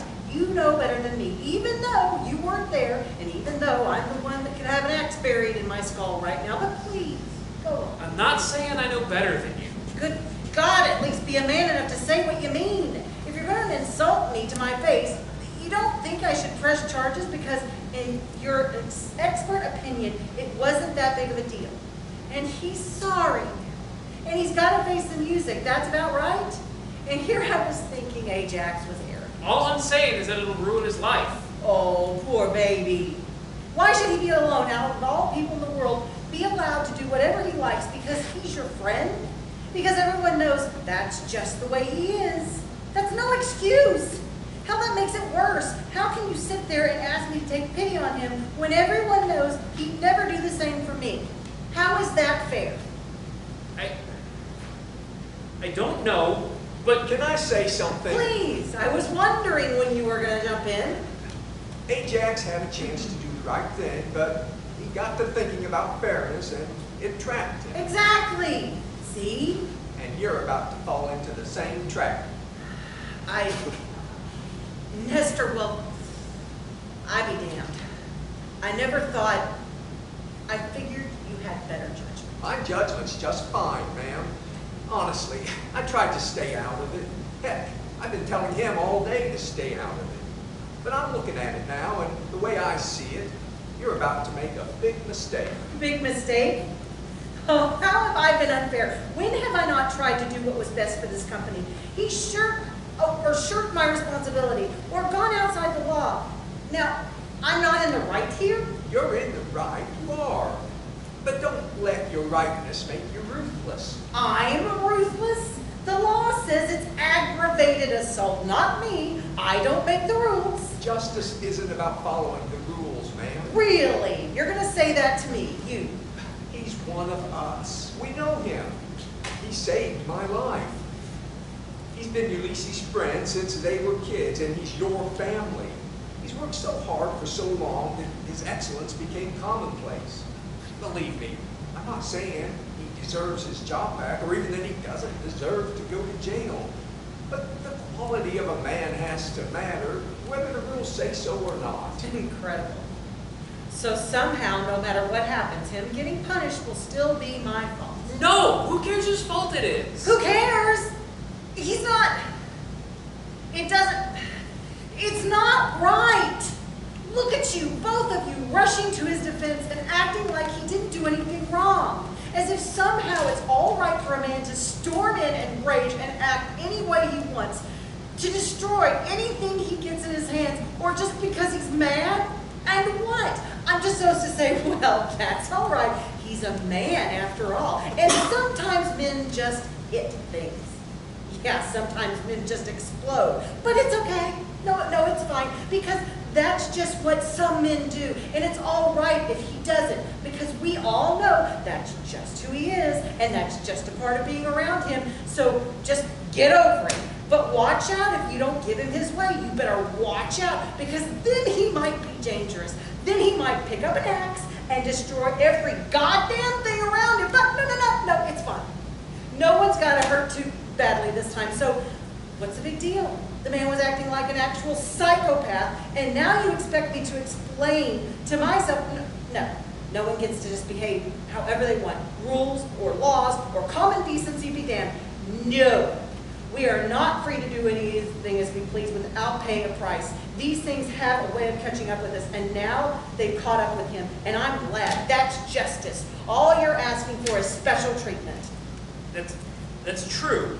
I mean, you're right, but I don't know. You're right. I know I am. Enter Faller at a run. Nestor, the crew on Ilium Falls just radioed saying they found AJAX's truck on the side of the road up there. What? Said the keys were still in it and his phone was in the front seat. What is he doing up there? Get everyone to drop what they're doing and start looking for him now. On it. Exit Faller. Hold on just a second. What's going on? Ulysses gets on the phone. Nothing good. Tess? Enter Teresa on the phone. Ulysses, what did Agatha say? Is Ajax there? No, he's not. Listen. Wait, was he coming here? Who are you talking to? Yes. When did he leave? He should have been there by now. What is going on? Listen, they just found his truck up at Ilium Falls. What? What? Oh my God, Mama! Enter Cassie. What is it? What's wrong? He lied to me. What? He lied to me. They found his truck. I think those things he said, the way he was being, it wasn't. I thought he was. Baby, come on. We need to go. We need to get on up there right now. We're going now. We're on our way too. We'll meet you there. Okay, please hurry. Exit Teresa and Cassie.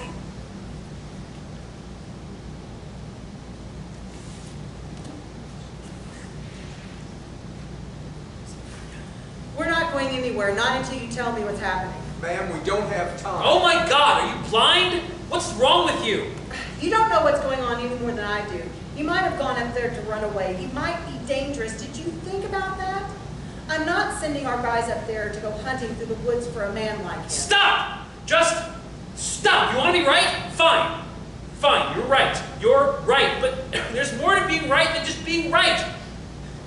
You need to do this, not for Ajax's sake, or mine, or his family, but for your own sake. Please be better than him.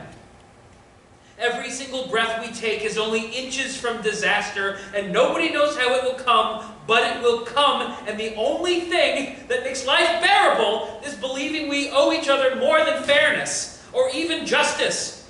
We're born to be each other's grace, and all anyone can ever hope is that on the day we find ourselves at the precipice, that someone will be there. Not with what we deserve, but with compassion and mercy and grace. Otherwise, what hope do any of us have? So you think this is all about me? It's always about us, ma'am. Fine. Coordinate with whoever you need to see if you can find him. I'm going now. Right behind you. Exit Nestor. Thank you. Don't. I'm no fool. I know better than to let a man die on company property. Hope that you find him.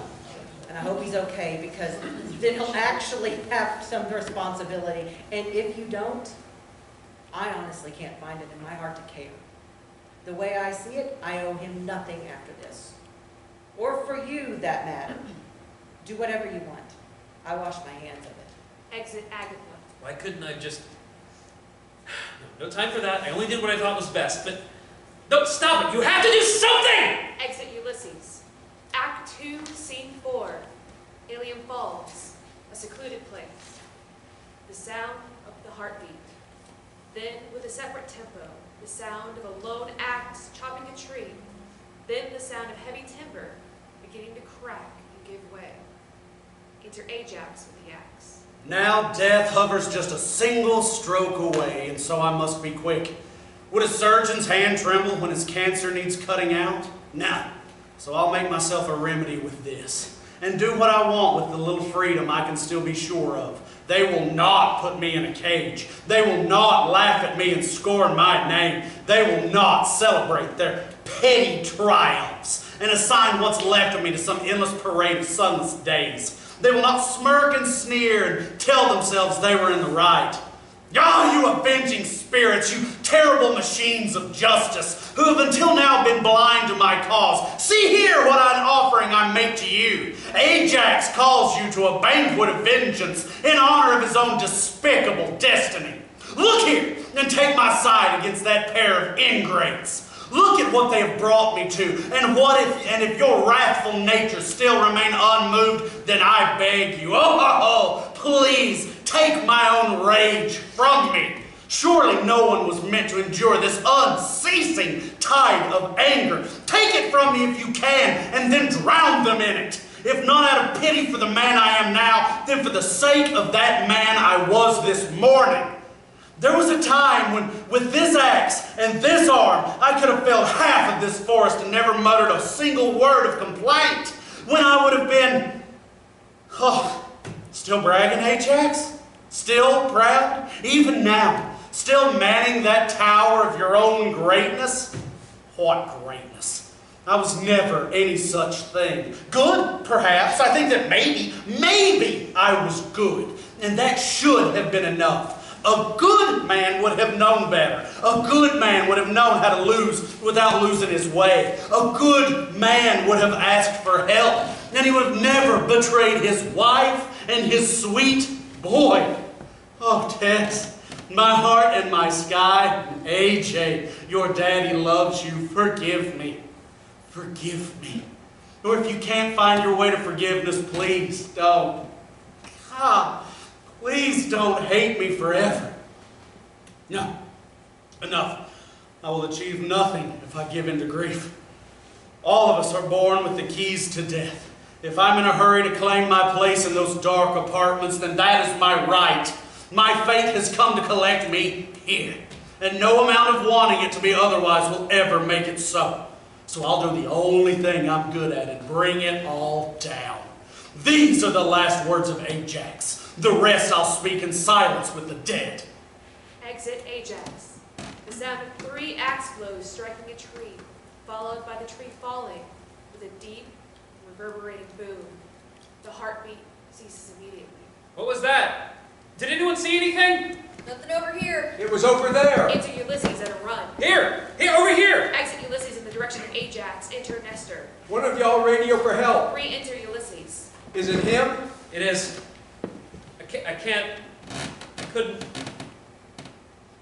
He's gone. Mom, slow down. AJ, wait! AJ, stay with Grandma! No. Enter Teresa. Tess, wait. Where is he? I heard a noise. Ma'am, you really shouldn't. Where is he? What was that sound? Where is he? Where is he? He's gone, Tess.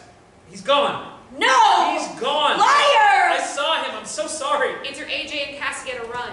Mom? No, my Lord Jesus. No, you lie! You lied! Exit Teresa in the direction of Ajax. Ajax! Ajax! Ajax! Mom! Stay here. Stay close to me, baby. No, AJ! Exit AJ at a run in the direction of please. Ajax. God be merciful. Oh, God be merciful. Mercy, Lord, mercy. Re-enter Teresa and AJ with the axe. All alone. All alone. All grief and emptiness. How? And why? Just this morning, It isn't real. I left him a little note. All alone? Here with no one to help him. And me? He was laughing. I made him laugh. What should I have done? His heart was hidden. There was blood coming from his ear. You look so handsome in that shirt. The right thing to do? What now, my moon? How could you choose this? Over me? Alone? Forever? How? What could I have done? What will I do now? I don't know. Am I dreaming? No, baby. No, I know I'm not. AJ becomes chorus, and the world darkens. Act 2, Scene 3, The Circle of Firelight. There is a very old story that ends like this. In the world before history, in the time of the gods, during the long gruesome war against unconquerable Troy, the high commanders of the Greek army held a contest to determine the greatest hero from their ranks. AJAX the Great, the strongest man in the world, husband, father, and friend, lost his most treasured prize and then his sacred honor in a single instant of pride and rage, and so marched himself out to a lonesome place and fell upon his sword, forsaking all who loved him for shame. The heartbeat of the present is all we will ever know. None can peer into the river of time and say what tomorrow brings. Only heaven sees how the web of fate will catch us all, and even heaven is powerless to intervene. So learn to love wisdom, and keep reverence in your heart, because our lives are strange and fleeting. The past is silent and still, and unchangeable as death. Blackout. End.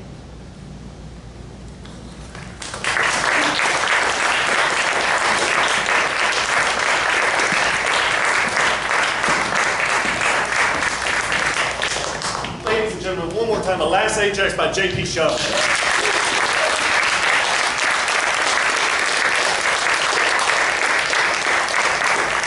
Great job, team. Very nice job. Very much enjoyed that, and I'm so glad that you guys have stuck around for this.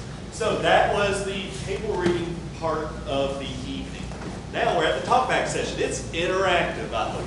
I hope you Am I coming down this there? to help ensure that. Huh? Should I be coming down there now? In just a moment. Okay. Yes, thank you. Thank you. I'll stay here then. We'll have you here shortly. We'll have you here shortly. First thing I want to ask is, for this talkback session, we like to make sure we understand where people come from as far as what they're taking away from a show. I want to ask you guys, how would you describe a last Ajax to a friend? And you can speak up or raise a hand. We're informal here. We're going to figure it out together. How would you describe a last Ajax to a friend? A contemporary tragedy A done contemporary, in a classic style. in a classic style. Thank you for that, Tom. Appreciate that. Who else? I would just add that it felt very Southern as well. Southern tragedy, honestly inspired by Greek, but it felt very Southern and our region. Thank you for that. That was a goal during this, so appreciate that. Who else? Yes. Dynamic, engaging, oh my gosh, engaging, and a good look at how human nature is sometimes right and wrong and at the same time. Painted so. Thank you for that, Patty. Who else? How would you describe a last Ajax to a friend? Yes, Celeste. Like a Paul Bunyan Succession vibe. I like it. I like it. We can pitch that to HBO, I think. There we go. Thank you. I appreciate it. Does anybody else wish to share an opinion on this? How would you describe a last Ajax to a friend? Cool. Well, talking about friends, JP, won't you please come up here?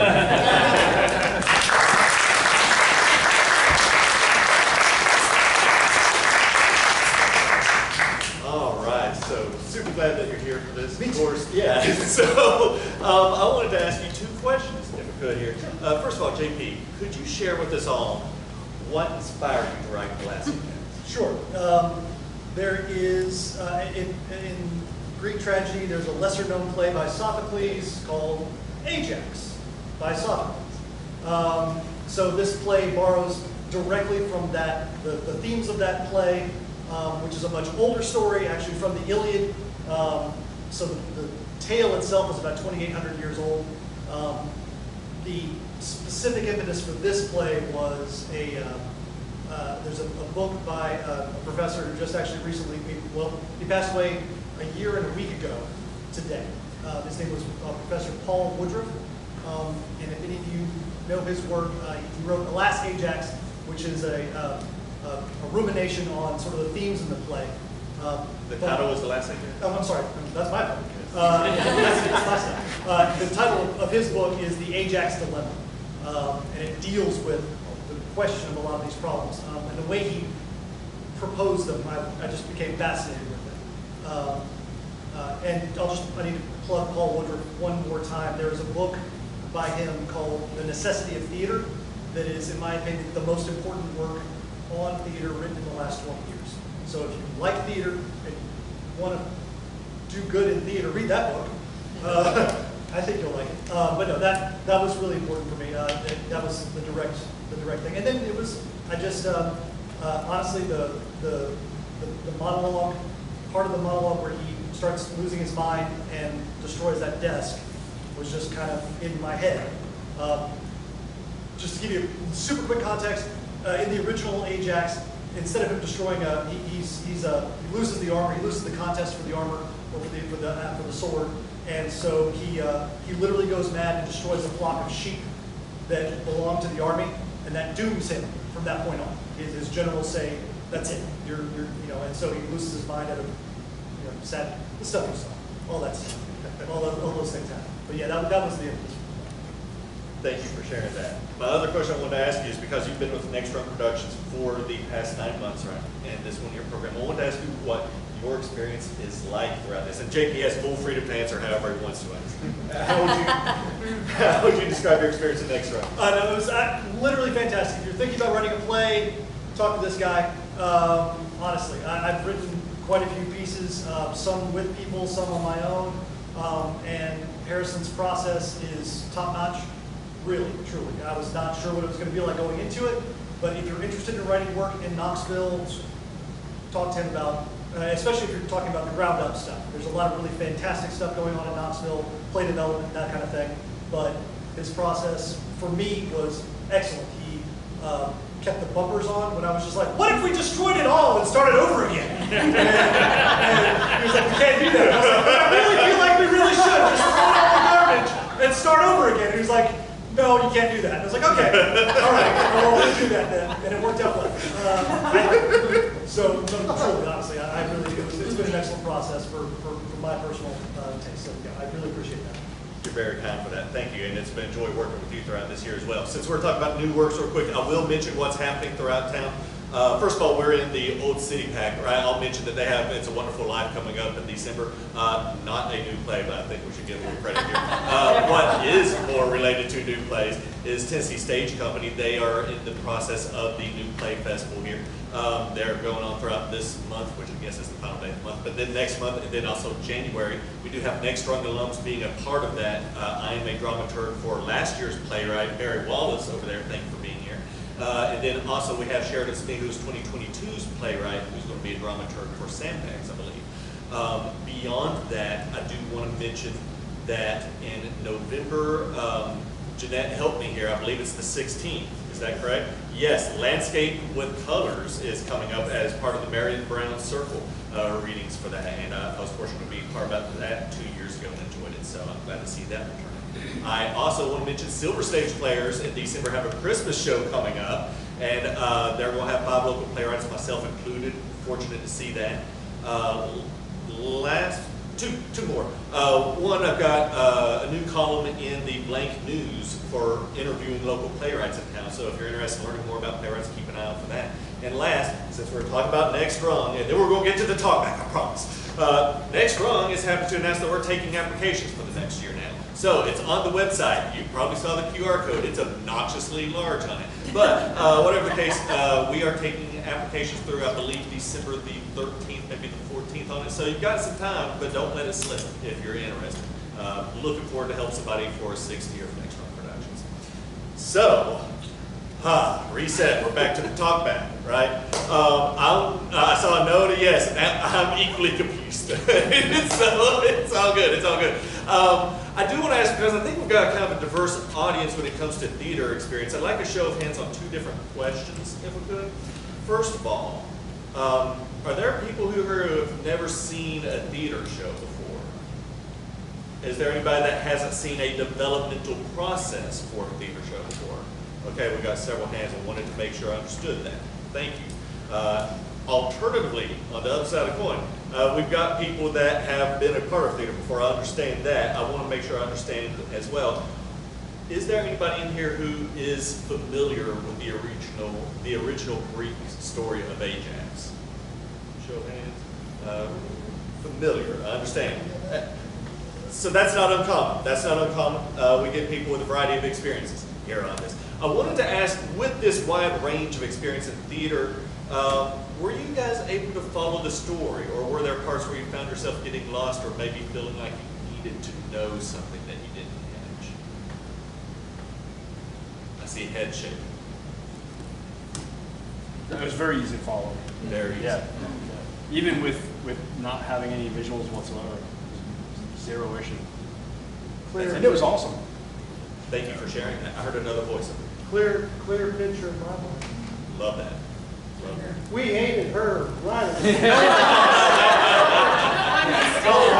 You did your job so well now.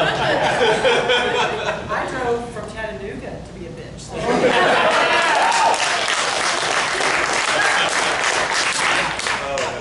Thank you for that. Does anybody else wish to comment on that sort of question before bouncing to others? It seems like we're pretty unified. You can always talk with us privately or whatever if you feel differently, but it seems like we're in familiarity with it. But then let me dive a little further into this here. We've got a variety of characters going down this table, right? Did you find yourself relating to any particular characters, either yourself or people that you know? We're seeking to find out what level of familiarity you felt like, if this felt real or something short of it. I see a hand up, Jason. I've been dying to say this since, just make sure I get your names right.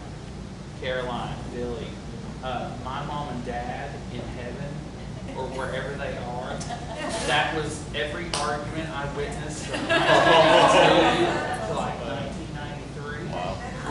It was, I just kept sitting there thinking, this is my mother, bitch is my dad. So it hit home for me. Thank you for sharing that, Jason. Thank you. Who else? It was not my mom and dad, just in case. It's right here. It's not one. Just want to be clear on that. Oh man, I see a hand here, and then we'll go to you. I'll speak to that. I work for a manufacturer, and I have your role, but I feel like you. So I don't know. I mean, I thought you nailed a lot of the dynamics. I mean, even obviously we're taking a deep dive emotionally with these characters, but I would just say at the basic level, when you get into a manufacturing environment like I'm in, it's very comparable to something like this. You get just the natural rivalries between, you hear about sales and ops, and you hear about, that kind of thing. And so then when you layer on to that all the family dynamics and just personal insecurities, wrestling with their own, maturity or lack thereof, or how they're coming, how they're evolving as people, that kind of thing. So I'll speak to that. Like I say, I thought, y'all conveyed that really well too. I mean, it's just, some of it, to be honest, the words you put in Ulysses' mouth, I'm like, oh God, it's sort of like, you don't want to think that it's this feigned humility, to say like, oh, you're so valuable to the organization, and don't think that you don't have the thing going on inside yourself that it's like, I want everything I can possibly get, you know what I mean? At the same time, I know I have to show deference because that's what nice guys do, and all those dynamics. I mean, I just thought you hit the nail on the head, and y'all conveyed that very well too, so I really appreciate that. Thank you for sharing that, Patrick. I think I saw a hand over here, and then we'll come to you. Barry, was it you or someone else? No? Okay, let's go back to you. Actually, for me, it was Teresa. The whole speech of "That's your man," and the marriage that you had. You don't hear that a lot too much anymore. People give up a lot. We're 33 years together. So that's kind of it's easy. It's been easy for me. To know it and know that you're going to stand by it no matter what. At one point, I actually leaned over and said, "I feel like I should stand up and clap." It was like that. I heard that. Was awesome. Okay. Sorry. That's great. Yeah, Thank you. so that was spot on. Who else? I see. Well, I am not Miss Corporate Bitch over here personally. I've met her. I see her and I respect her. Because as a woman in operation or in marketing, any side of it, she's had to fight her way to the top, even if she's been related.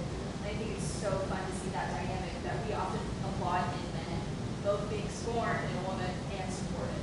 So it's a really fun dynamic. I just want to say that on top. I was very fortunate to do the first workshop. I think, was it the first one? You were in the second. I was in the second one, and I loved Agatha so much that I was like, can I please come in to Knoxville? And I wasn't sure that I was going to, but I feel that Agatha's really misunderstood in certain ways, but she's right. I mean, at the end of the day, she's right. You know, so, you know, bitch or not, she's right. Bitch positive. Bitch positive, exactly. You're not supposed to enjoy being right now. The role of Agatha has really been one of the most interesting ones to explore throughout this. We've had a lot of people share unity and joy out of, you know, the defense of her. And we've had a lot of people share worries and concern about how she's presented, right? We'll take the straw poll here. Do you guys feel like you guys relate with her, or do you feel like you're more divided? I just want to see if it's still divided in here or not. I've been in her role before. Okay. And it sucks. Yeah. Because, and being a man, it was very much like, I really appreciated that because my previous director at one of my jobs had to fight for everything she got. And when it really struck with, I actually texted her at the interview, like, you're on stage, you don't know it. Because that's how I felt a lot of times for her. She had to fight for it. And it's like, oh, well, he gets a pass because he's a man. Or he gets a pass because he's the son of the granddad of the whatever. Yeah. That's just how it is, unfortunately, especially in the South. So that really resonated. So I'm glad you came to chat. I see a hand. I just wonder if it's something to soften Agatha a little bit, that she knows AJAX probably better than anybody, even maybe someone, because they're in that, right? Correct? Linda, could you speak up a little bit? I just want to make sure I'm hearing. Sorry, I'm so sorry. So I was just thinking about something that could be done, added to soften Agatha a little bit, while still keeping her platform that she's speaking on. But she and AJAX are aunt and nephew. And there's only one mention of them being family that I have heard. And she would have been present, unless there was a big estrangement in the family, she would have been present since he was born, graduations, Christmases, family dinners. And she could say something like, not putting words in your mouth. He was that way since whatever I saw him, blah, blah. Something to relate to your history, because now I'm seeing a boss and an employee, not the extra layer of the aunt and the nephew, not the familial layer that is there, and not really work out. Thank you. So that's just something. Thank you for sharing that. We'll go to Tom and then you, Pat. I agree with that, because I knew she was an aunt. And I wondered throughout the whole reading why there was not more of a reference between the two of them about that relationship, just in passing. So I agree with what you said. That's something that could easily elevate that relationship and actually give a little more depth than just employer and employee and what happened. Thank you for sharing. Appreciate it. Patrick, you have. I'm totally sympathetic to the character's desire for something solid when everything is so fluid and complex, and sometimes you just want like can something just be like right for once, you know, like that you almost like feel her need to just like breathe this sigh of relief, you know, of just like, can we please just have something hold, you know, for a second? And that, I think I don't know, she represents that. I definitely am very sympathetic to that. You know, you just sometimes, you know, the world is very complex, it is very gray, but every once in a while, you just want it to like, you know, the truth to be true, or I don't know, something, you know, to hold for a second. That's fair. Thank you. Callie, I'd like to bounce to you for just a moment, because whenever you were in a previous workshop, and now second guess myself, I think you're in our third one that we had before we then went into this. Whenever it was, we appreciate you coming in, and you were willing to travel for this role. May I ask what it was about the role that had your interest? Because in our previous workshop, we had you reading for Cassie, and you found something that was interesting for you in this role. What struck for you? Honestly, and this is why I went into playwriting, there are so few roles for women between 45 to 60 that make a woman want to get up on a stage and chew the furniture. And she made me want to chew the furniture. I mean, the stuff that she said and the stuff, I feel like it would resonate with every woman. And on top of it, like I was like, this is a male playwright and he knows how to write women. Like, holy shit. And that, I thought, this is worth driving. I mean, I don't know. I hope I did a good job for you, JP. But I will tell you, I had fun reading that. She was fun. She was a bitch, and she was great. I mean, I don't know any actress between 45 to 60 who would not just chomp at the ability to play this, because there are no holes like that. There just aren't, unfortunately. Thank you. So I'm going to expand a little bit from the role of Agatha into the workplace, where we'll touch on the workplace environment, the home environment. Did this feel like a workplace you guys have experienced before, or know people that have experienced something like that? Or is that something where it felt a little forced or outside of expectations? There's nobody from my work here, right? We're good. Wait, let me put them on speaker.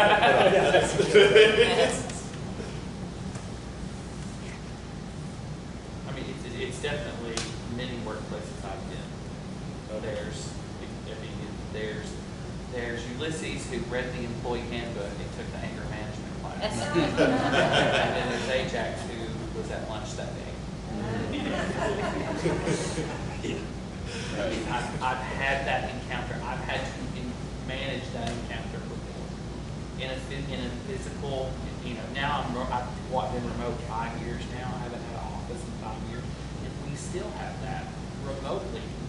So it was like I kept picturing, how would that have happened in an office? And I'm always amazed at how people I'm one of these people where I heard you chuckle.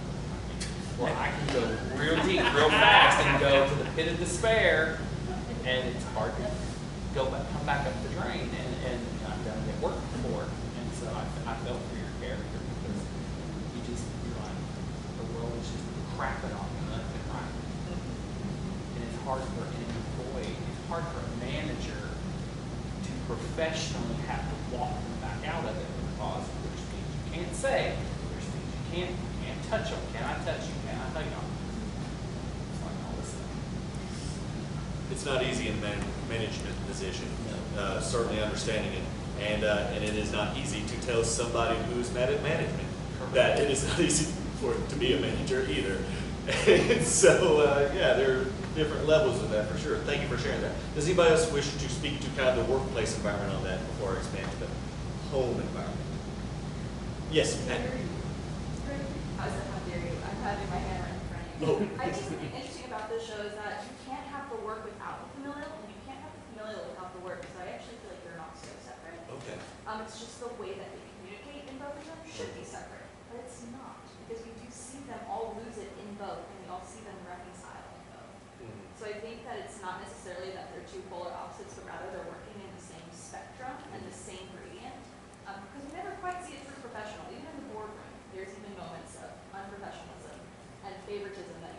see in a boardroom, i.e. everyone clapping when Ulysses walks in, and and so there's already things set up for failure in that feel very family, that feel very like the kid got the Christmas present. We all know that kid got the Christmas present at school. And the other one definitely got the toy train that they were not looking forward to. They wanted that Hot Wheel. And we see the kind of business talk within the family too, of like, this is what has to happen, this is how it's going to happen. Even if it's not calm, it's still very logical. So that's my counter to the fact that they don't feel very separate to me, which is why I can't answer that. Thank you for framing it like that, and I think that's one of the brilliant things that JP's done throughout this, is that even though there are these two different environments, they bleed into each other, and JP doesn't just do that with the home and the workplace, he also does it with the Greek and the modern setting, and so these elements that can feel so opposite, they braid together in a way that I think is really interesting. So, I respect what you're saying. Thank you. So, thank you. Does anybody else? Yes, Jeanette. I'm wondering how long ago is the dead dad Atticus?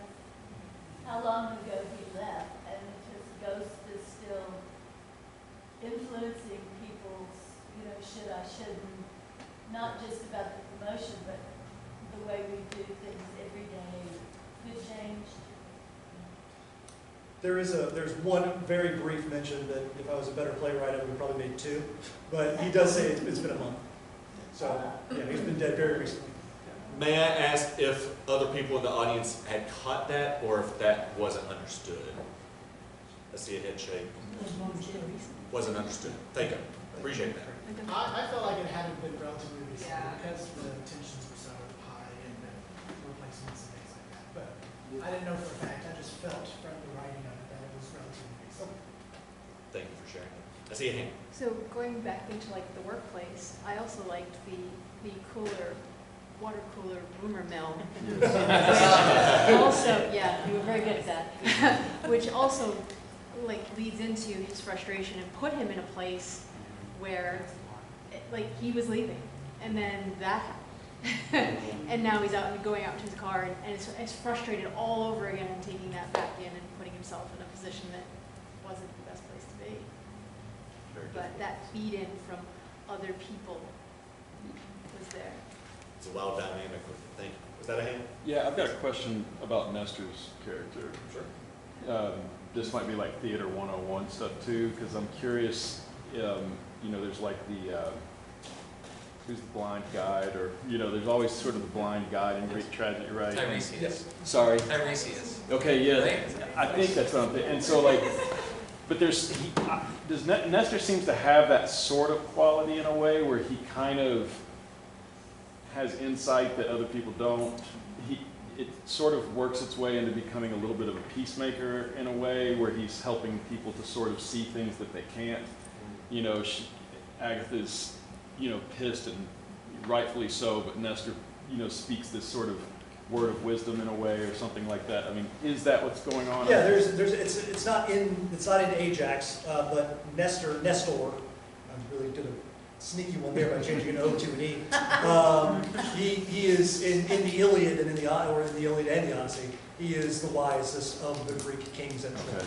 Okay. So he's the one they all go to and go, Nestor, what should we do? And he's like, I'm the oldest, so I must be the wisest. But in that case, he actually is the wisest. I mean, he's supposed to have that kind of insight. Okay, Crafty. Thank you for that. I do want to bounce that question to our Nestor, Craig Smith. Craig, as you were exploring this role, what were you discovering as far as Nestor's role in the workplace environment? Well, when I first started reading it, I thought he was going to be more of a yes man, kind of a factotum who just followed the leader around and did whatever she wanted. And there's a little bit of that in it, but then as tensions heat up, I realized that he does have a lot of wisdom, and he does serve as sort of a person who's trying to cool the emotions. And so it was interesting to go through it and realize there was more to the character than what I thought it was initially going to be. Thank you for sharing that. I see a hand, and then we're going to go to the next question. Kind of a Pulp Fiction briefcase thing. What did the note say? Yeah. Okay, so this is one of those fun things that I get to do as a writer and go, the actors have to decide what that note means. And they get to, it's one of the fun things about theater, I think, is that those choices get to be made on a show-by-show basis, and they affect how the show works, right? So I honestly don't know. I never wrote it. I never created a note. I know that there's a note, but I don't know. Well, you know? Because you can just tell me no. Yeah, I'm Say what the note said. I want to know. No more suspense, people. No, but maybe, because it hit me, you know, because the wife said, don't open it until after. And then he did, but it was a quick crumble. I would like more of a, kind of think about it and really tear into it more. You were awesome. Yeah. Both of you. Yeah. Everybody. Anyway, thanks. That was good. Thank you for sharing that. All right, so we've talked about the people in the workplace for a moment. I want to go to the people in the family here. Did you feel like this is a family that you've seen before? I see a head nodding. Yeah? Okay. Yeah. Oh, that was enthusiastic, yeah. So, understandable there. It was beautiful work, I thought, happening throughout the family and the entire cast throughout this, so really appreciate this. I would like to give Teresa and AJAX, or Billy Kyle and Caroline, a moment to share what your experience was like exploring what it's like to be in a tumultuous relationship on a day like today, but also the history of it. What was that like as you prepared for that? Let you talk first, honey. I think the big thing for me is I loved how, again, I feel bad saying that as a man, how well JP wrote for women, because I don't have any place to do that, but I could see the kind of person that Tess is with the, who the are you talking to? Yeah. I don't know why I just censored myself after I said it 27 times. Yeah, sorry. But that put back into place. And it really is a balance. And I think that more than that, even in a moment of the argument, it's not the lovey-dovey, but it's just saying, you're going to sit down and shut up because I love you and I'm going to help you. You're being a jackass. Shut the hell up. And that in a way, to me at least, it was like, man, that's awesome. Like, you know, it's just something where you can see that it is something to me that is attractive. Because sometimes you're in the wrong. And given that that's probably more than a cursed on stage, and usually when you're built like me, that anger is not something that you play with much in theater because it's the levels. If you just stay angry, there's nowhere to go.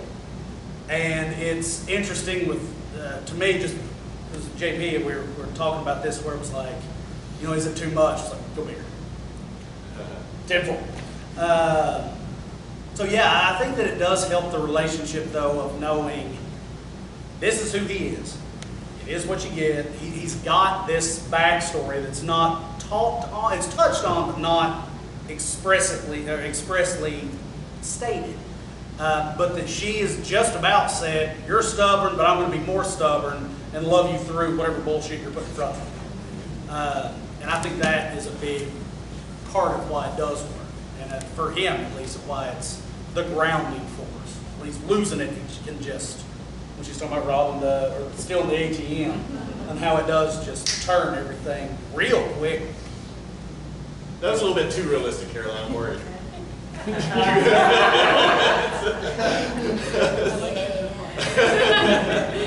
Thank you for sharing that, BK.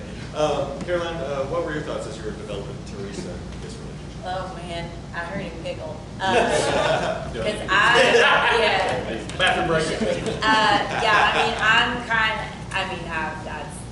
I won't diss him like that. But like, I mean, I am married to a person that has deep feelings, and I actually have a son that's 15 that takes after his dad and has very deep feelings.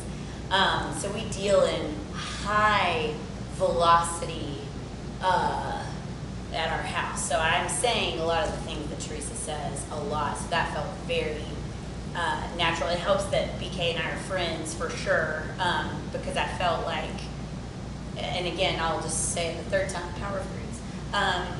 That monologue that Teresa has about loving him is like, I almost as an actor struggled with how frenetic she is in that moment and wanting to slow it down. Because but it's magic is what I mean. And I felt myself getting lightheaded tonight because I was just in it. But the way that those thoughts kind of tumble over each other in that is just so beautiful. And I love, this is the last thing I say, I love that they have, you know, when you're married a long time, you're in a relationship a long time, or even like with familial, you have like a lingo or like a way that you talk. Like I feel like they're funny little like, oh yeah, hey y'all. Like they just have this cute little language. Even to your point, when she gets like, that's even it's like code language for them. She's not really saying that. I mean, she is, but it's not like she would say it to anybody else. And it's not the first time she said those things. That's what I kept telling myself. They've been here before, but which is why I think it's so devastating. Tonight it hit me. It's so devastating when she tells Cassie that he lied. We've read it twice, but that really like hit me in the gut bones tonight. That I don't know that he's ever lied to her like that. So I think that was devastating. Thank you for sharing that. That leads into one of the questions that you and I were talking about a little bit earlier about the lie, right? So, like, did you guys follow along that the lie happened? And if so, or if not, what were you feeling during that scene? We'll start with the base understanding. Did you guys follow along that he did in fact lie? Cool. What were you feeling along the way? Did you feel like that was credible? Did you feel like that was out of character? Did you feel like that was inevitable? What was happening in your minds? Yes? Well, you know, JP's been telling me this is going to be a real bad situation. So I could see it coming, but mostly because he had two levels of being a coward, and he had to be true to himself about what his grandfather told him, or his father told him not to go. And that was the ultimate cowardice, or not to be a coward. So he chose that path. And there was no way it was ever going to happen to her unless he lied. Thank you for that. Who else? You gonna do the good ending now where everybody makes up? What's that? Gonna do the what? The good ending. Yeah, no, actually, yeah. Well, yeah, you know, surprise. It was all a dream. Yeah, it's fine. You guys see that tree almost land on me? Ulysses just wakes up in bed. Whoa! What a terrible nightmare I just had. They didn't really want that job anyway. Oh, that's a treat.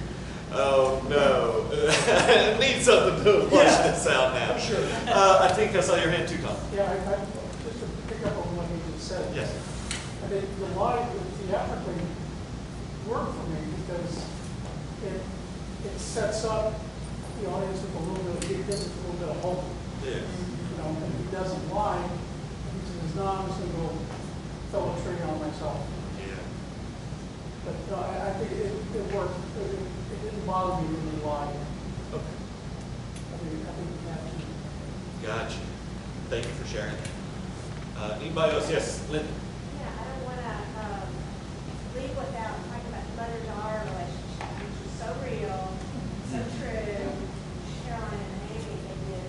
Not only was the writing wonderful, the acting was wonderful, and it just rang right on. It was very nicely done. Sometimes they were partners, they were supporting each other, and the other time, Teresa backs away, and she's supporting her husband. She's, you know, she's standing her ground for that. So I just love those dynamics and work. It was some of my favorite writing that JP's done this year. This scene with Cassie and Teresa when Cassie's having to lay down the law about like, where it's coming there a hand over here that was missing, or? Yeah, Yes. I wanted to talk about the live section. Yeah. I was not rooting for AJAX to get the job. I very much was understanding why Ulysses was getting his job. Sure. I was rooting for AJAX to have this realization moment that he said when he said the lie. And at first I was like, when I read it, and then heard it. I said, okay, this is great. Why is he gonna? I know how the story's gonna end. He's a tragic character. So if he's realized this thing, how is this gonna work out? But then as soon as that's over, and he has this celebrity to honor this film, where we realize that he was just lying. So I was kind of really rooting for the whole time to make that realization. And then when I realized that all that was just lying, it's a tragedy, right? Yeah. It's a tragedy. Yeah. So I don't know. I mean, I don't think he wrote AJAX to be a sympathetic character. I was hoping that he could realize that all the things that he was blaming others for, he was going to have more hand in helping. But I was hoping that he would come to that realization. And then it's a tragedy. That's the bad one. Thank you for sharing that. It's an interesting feeling of wanting to see somebody succeed and do well, or at least come to a realization, and then not get that. We have tragedies sometimes happen in town. We have Shakespeare every summer, right? But sometimes some other tragedies. He's not the only one that's had that. As an audience, do you feel like you had to have more of a realization, or does that tragedy become overwhelming in a way that keeps you from enjoying it the same way? I just want to check in with you guys. I see a head shake. No. I see a hand. No, I didn't, but I wish I didn't know that it was a tragedy ahead of time. I should have led with rom-com. You're right. You're right. Family friends. Yeah. Next time. Play that song. I personally, the only show that's really coming to mind that really reminds me of this is Hadestown, where they tell you at the beginning it's a tragedy. You know exactly what's going to happen, and you forget by the end, and you still think she's just going to make it home, and then he turns around to the wrong moment. And so I found myself very much in that sort of position here, where it was like, oh yeah, it's a tragedy, it's fine, it's going to happen. And it was like, oh, they're having a great time. Oh, he's going to apologize, and maybe he'll get a couple years. Oh, no, he's dead. Okay. Yes, I told you. We did tell you. I might have overtold. Yeah. But thank you for sharing that. Appreciate it. Who else? I love it. It's a tragedy. It's cathartic to be able to watch it, and it's a cautionary tale. I like tragedies. It's more realistic. There is sometimes tragedy happening in the world. Thank you. We have about 9 minutes left. JP, I'd like to ask you real quick, with this remaining time that we have, do you have burning questions that maybe we've not gotten to touch on? Yeah, I have one in particular, and this is something that, so you won't know, I have struggled with this. What do you think of the monologues? The ones where he stops talking like a regular, sometimes they just stop talking like regular people, right? So, strong feelings, I'm sure, on both sides, because they have had strong feelings, the previous casts have had strong feelings. What do we think? I love it. That was great. Love it. Okay. Yes. I kind of split. Oh, cool. I didn't like his, but I did like his. Who are you pointing at? Who are you pointing to? I can't see it. He didn't Name like names. mine. He didn't. Not the way he delivered it. Sure. But it didn't resonate the way his did. Sure. Okay. It seemed out of place. Okay. Thank you for sharing that. They did take me out of the play a little bit. The majority of the play, the vernacular Yes. is spectacular. And the monologues were so stylistically different that they did take me out a little bit, to my mind, wondering. And of course, this is not the case with other people here in the audience, and I was wondering if the themes of the monologues could be kept, but the language be less poetic and more in the down-to-earth style of the characters when they're not. Thank you. But that's absolutely. Thank you for that opinion. I see two hands. We're going to start with you, then Jason. Oh, then Barry. Yes. Sorry. You first. We'll go into trial. I think it has to be one way or the other, and I loved it. It was a little bit of art, you know, and I believe, you know, the real tragedy is the warrior or the blue collar man or whatever that really needs the job, you know, the guy that wants it, he's silver-tongued salesman, just graduated college. It's the fear of every blue collar or warrior FO, you know, trying to do that. It rarely ever happens. And as soon as he went into the boardroom, that's when it became a tragedy. You know, you knew what was going to happen after he started talking because he was nervous and everything, but he was just being real. But anyway, when he starts thinking, and that was me, you know, I'm that guy, right? But I like to think that when I'm not talking, right now, in my head, I think like that. But it's very difficult to bring it out, especially, and maybe that's why, you know, yours as much, but because we expected that. But I loved it. Well, that's one of the big things that we actually just talked about, like literally 24 hours ago, of that AJAX himself probably couldn't express it that way, but that it's what his mind is trying to That's say. exactly right. And it's just not, he wants to, but he just doesn't know how. Not education or anything like that on it, but just he doesn't know how to express it, but this is what he's wanting to feel. So. Mother Ruth. Thank you for that. Jason and then Barry. I'll be quick. I was there for the first reading. I feel like his monologue was even more intense the first time. Am I wrong? Did you change some of it a little bit after? No, that first poem, the first, like, I'm going bonkers style monologue, that is. What I thought, and I was sitting here thinking, at first I didn't like it, because I felt like AJAX was being gaslighted all through this thing. But I think about on the stage, talk about making everyone pay attention to you for that entire thing and get the gist of how you feel. I take it all back, because at first I was the same, like, maybe it just needs to be more country. But then it loses all the impact it has, because if you had went on that and sounded like me from Granger County, it would have not been the same impact. But when you were doing that, you could have heard a pin drop in here when you did that. So I love that now. I think that's a great point. Thank you, Jason. Barry, you had your hand up. I think I recognize that you wanted to pay homage and to connect the story to its classical roots by using that style of language in the monologues.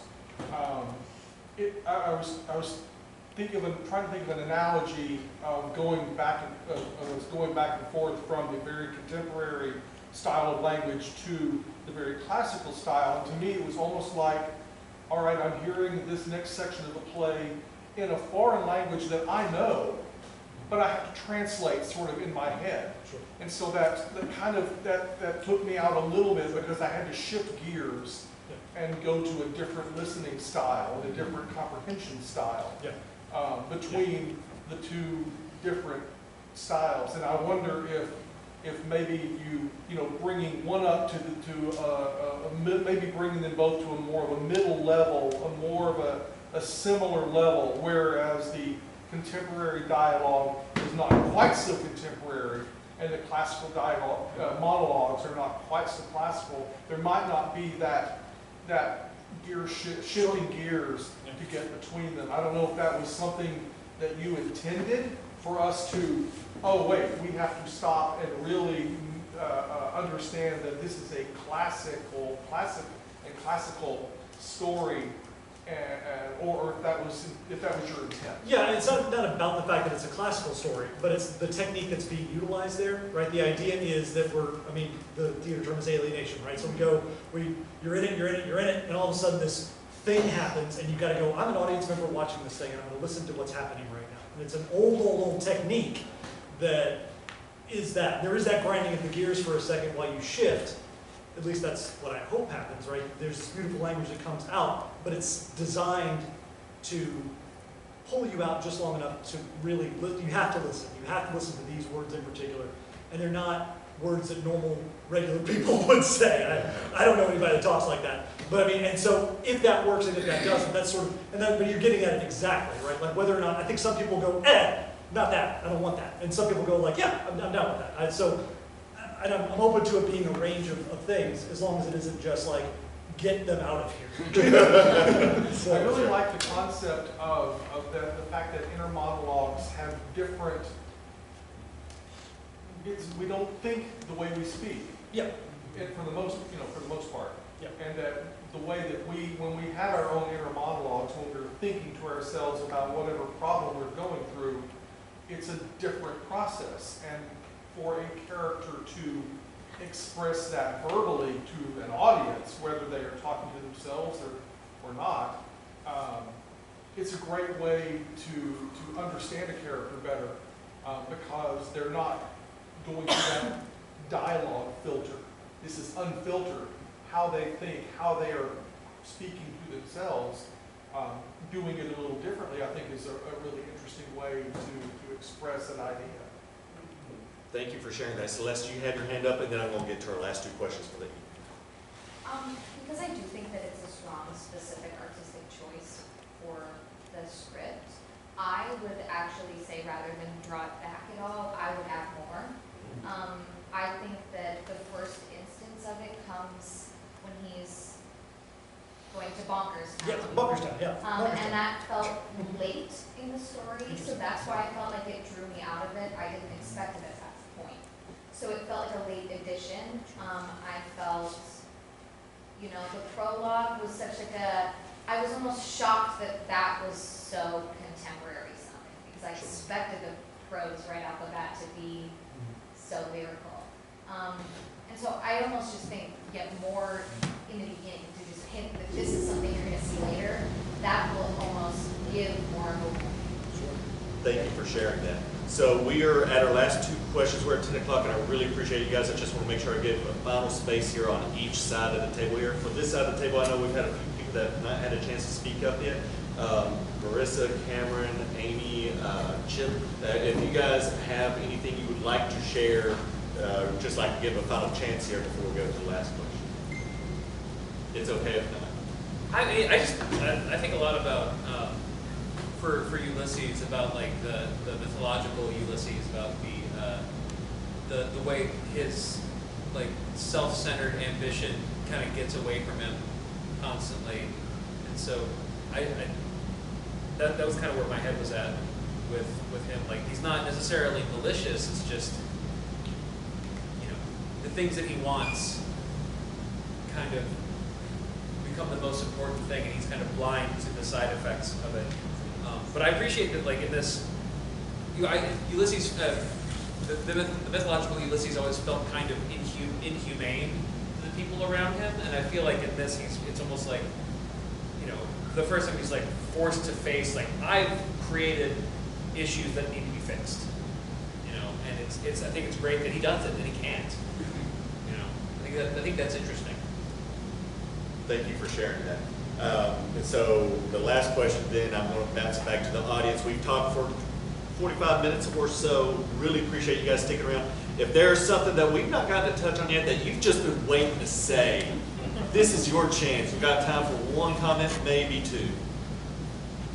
See your hand. JP, you did a really good job of highlighting workplace resentment.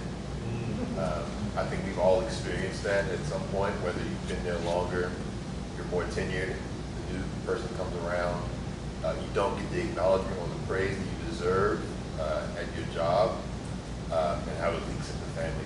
They didn't even have to be related for, you know, a man to come home and not get a promotion, and how that just resonates negatively with family. And no man wants to ever come home to their wife and child knowing that they messed up.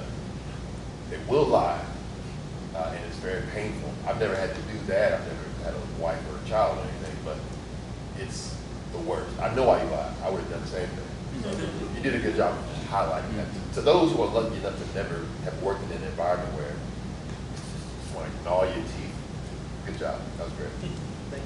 Thank you for that. Last call for any other comments that anybody else want to Question for him. Oh, question. How realistically do you see the set for the employee? Very simple. Very simple. 3 entrances, 2 entrances left, 1 entrance right, or yeah, 1 entrance for the house, 2 entrances left for offices. a central, maybe a dais, maybe do a deep 3/4 thrust, right? Office, like a single simple office desk that, we have like 3 office chairs that can be moved around to change the rooms as you need to. And also that desk has to be destroyable. So that sucks. It's fun. Yeah, it's fun. But like as a technical director, I'm like, you're gonna do what? You're gonna do what? But yeah, no, that's it. Very simple. Very simple. As simple as humanly possible. Yeah, absolutely. That's great. Last call. Guys, let's call it a night here. Thank you so much. One more round of applause.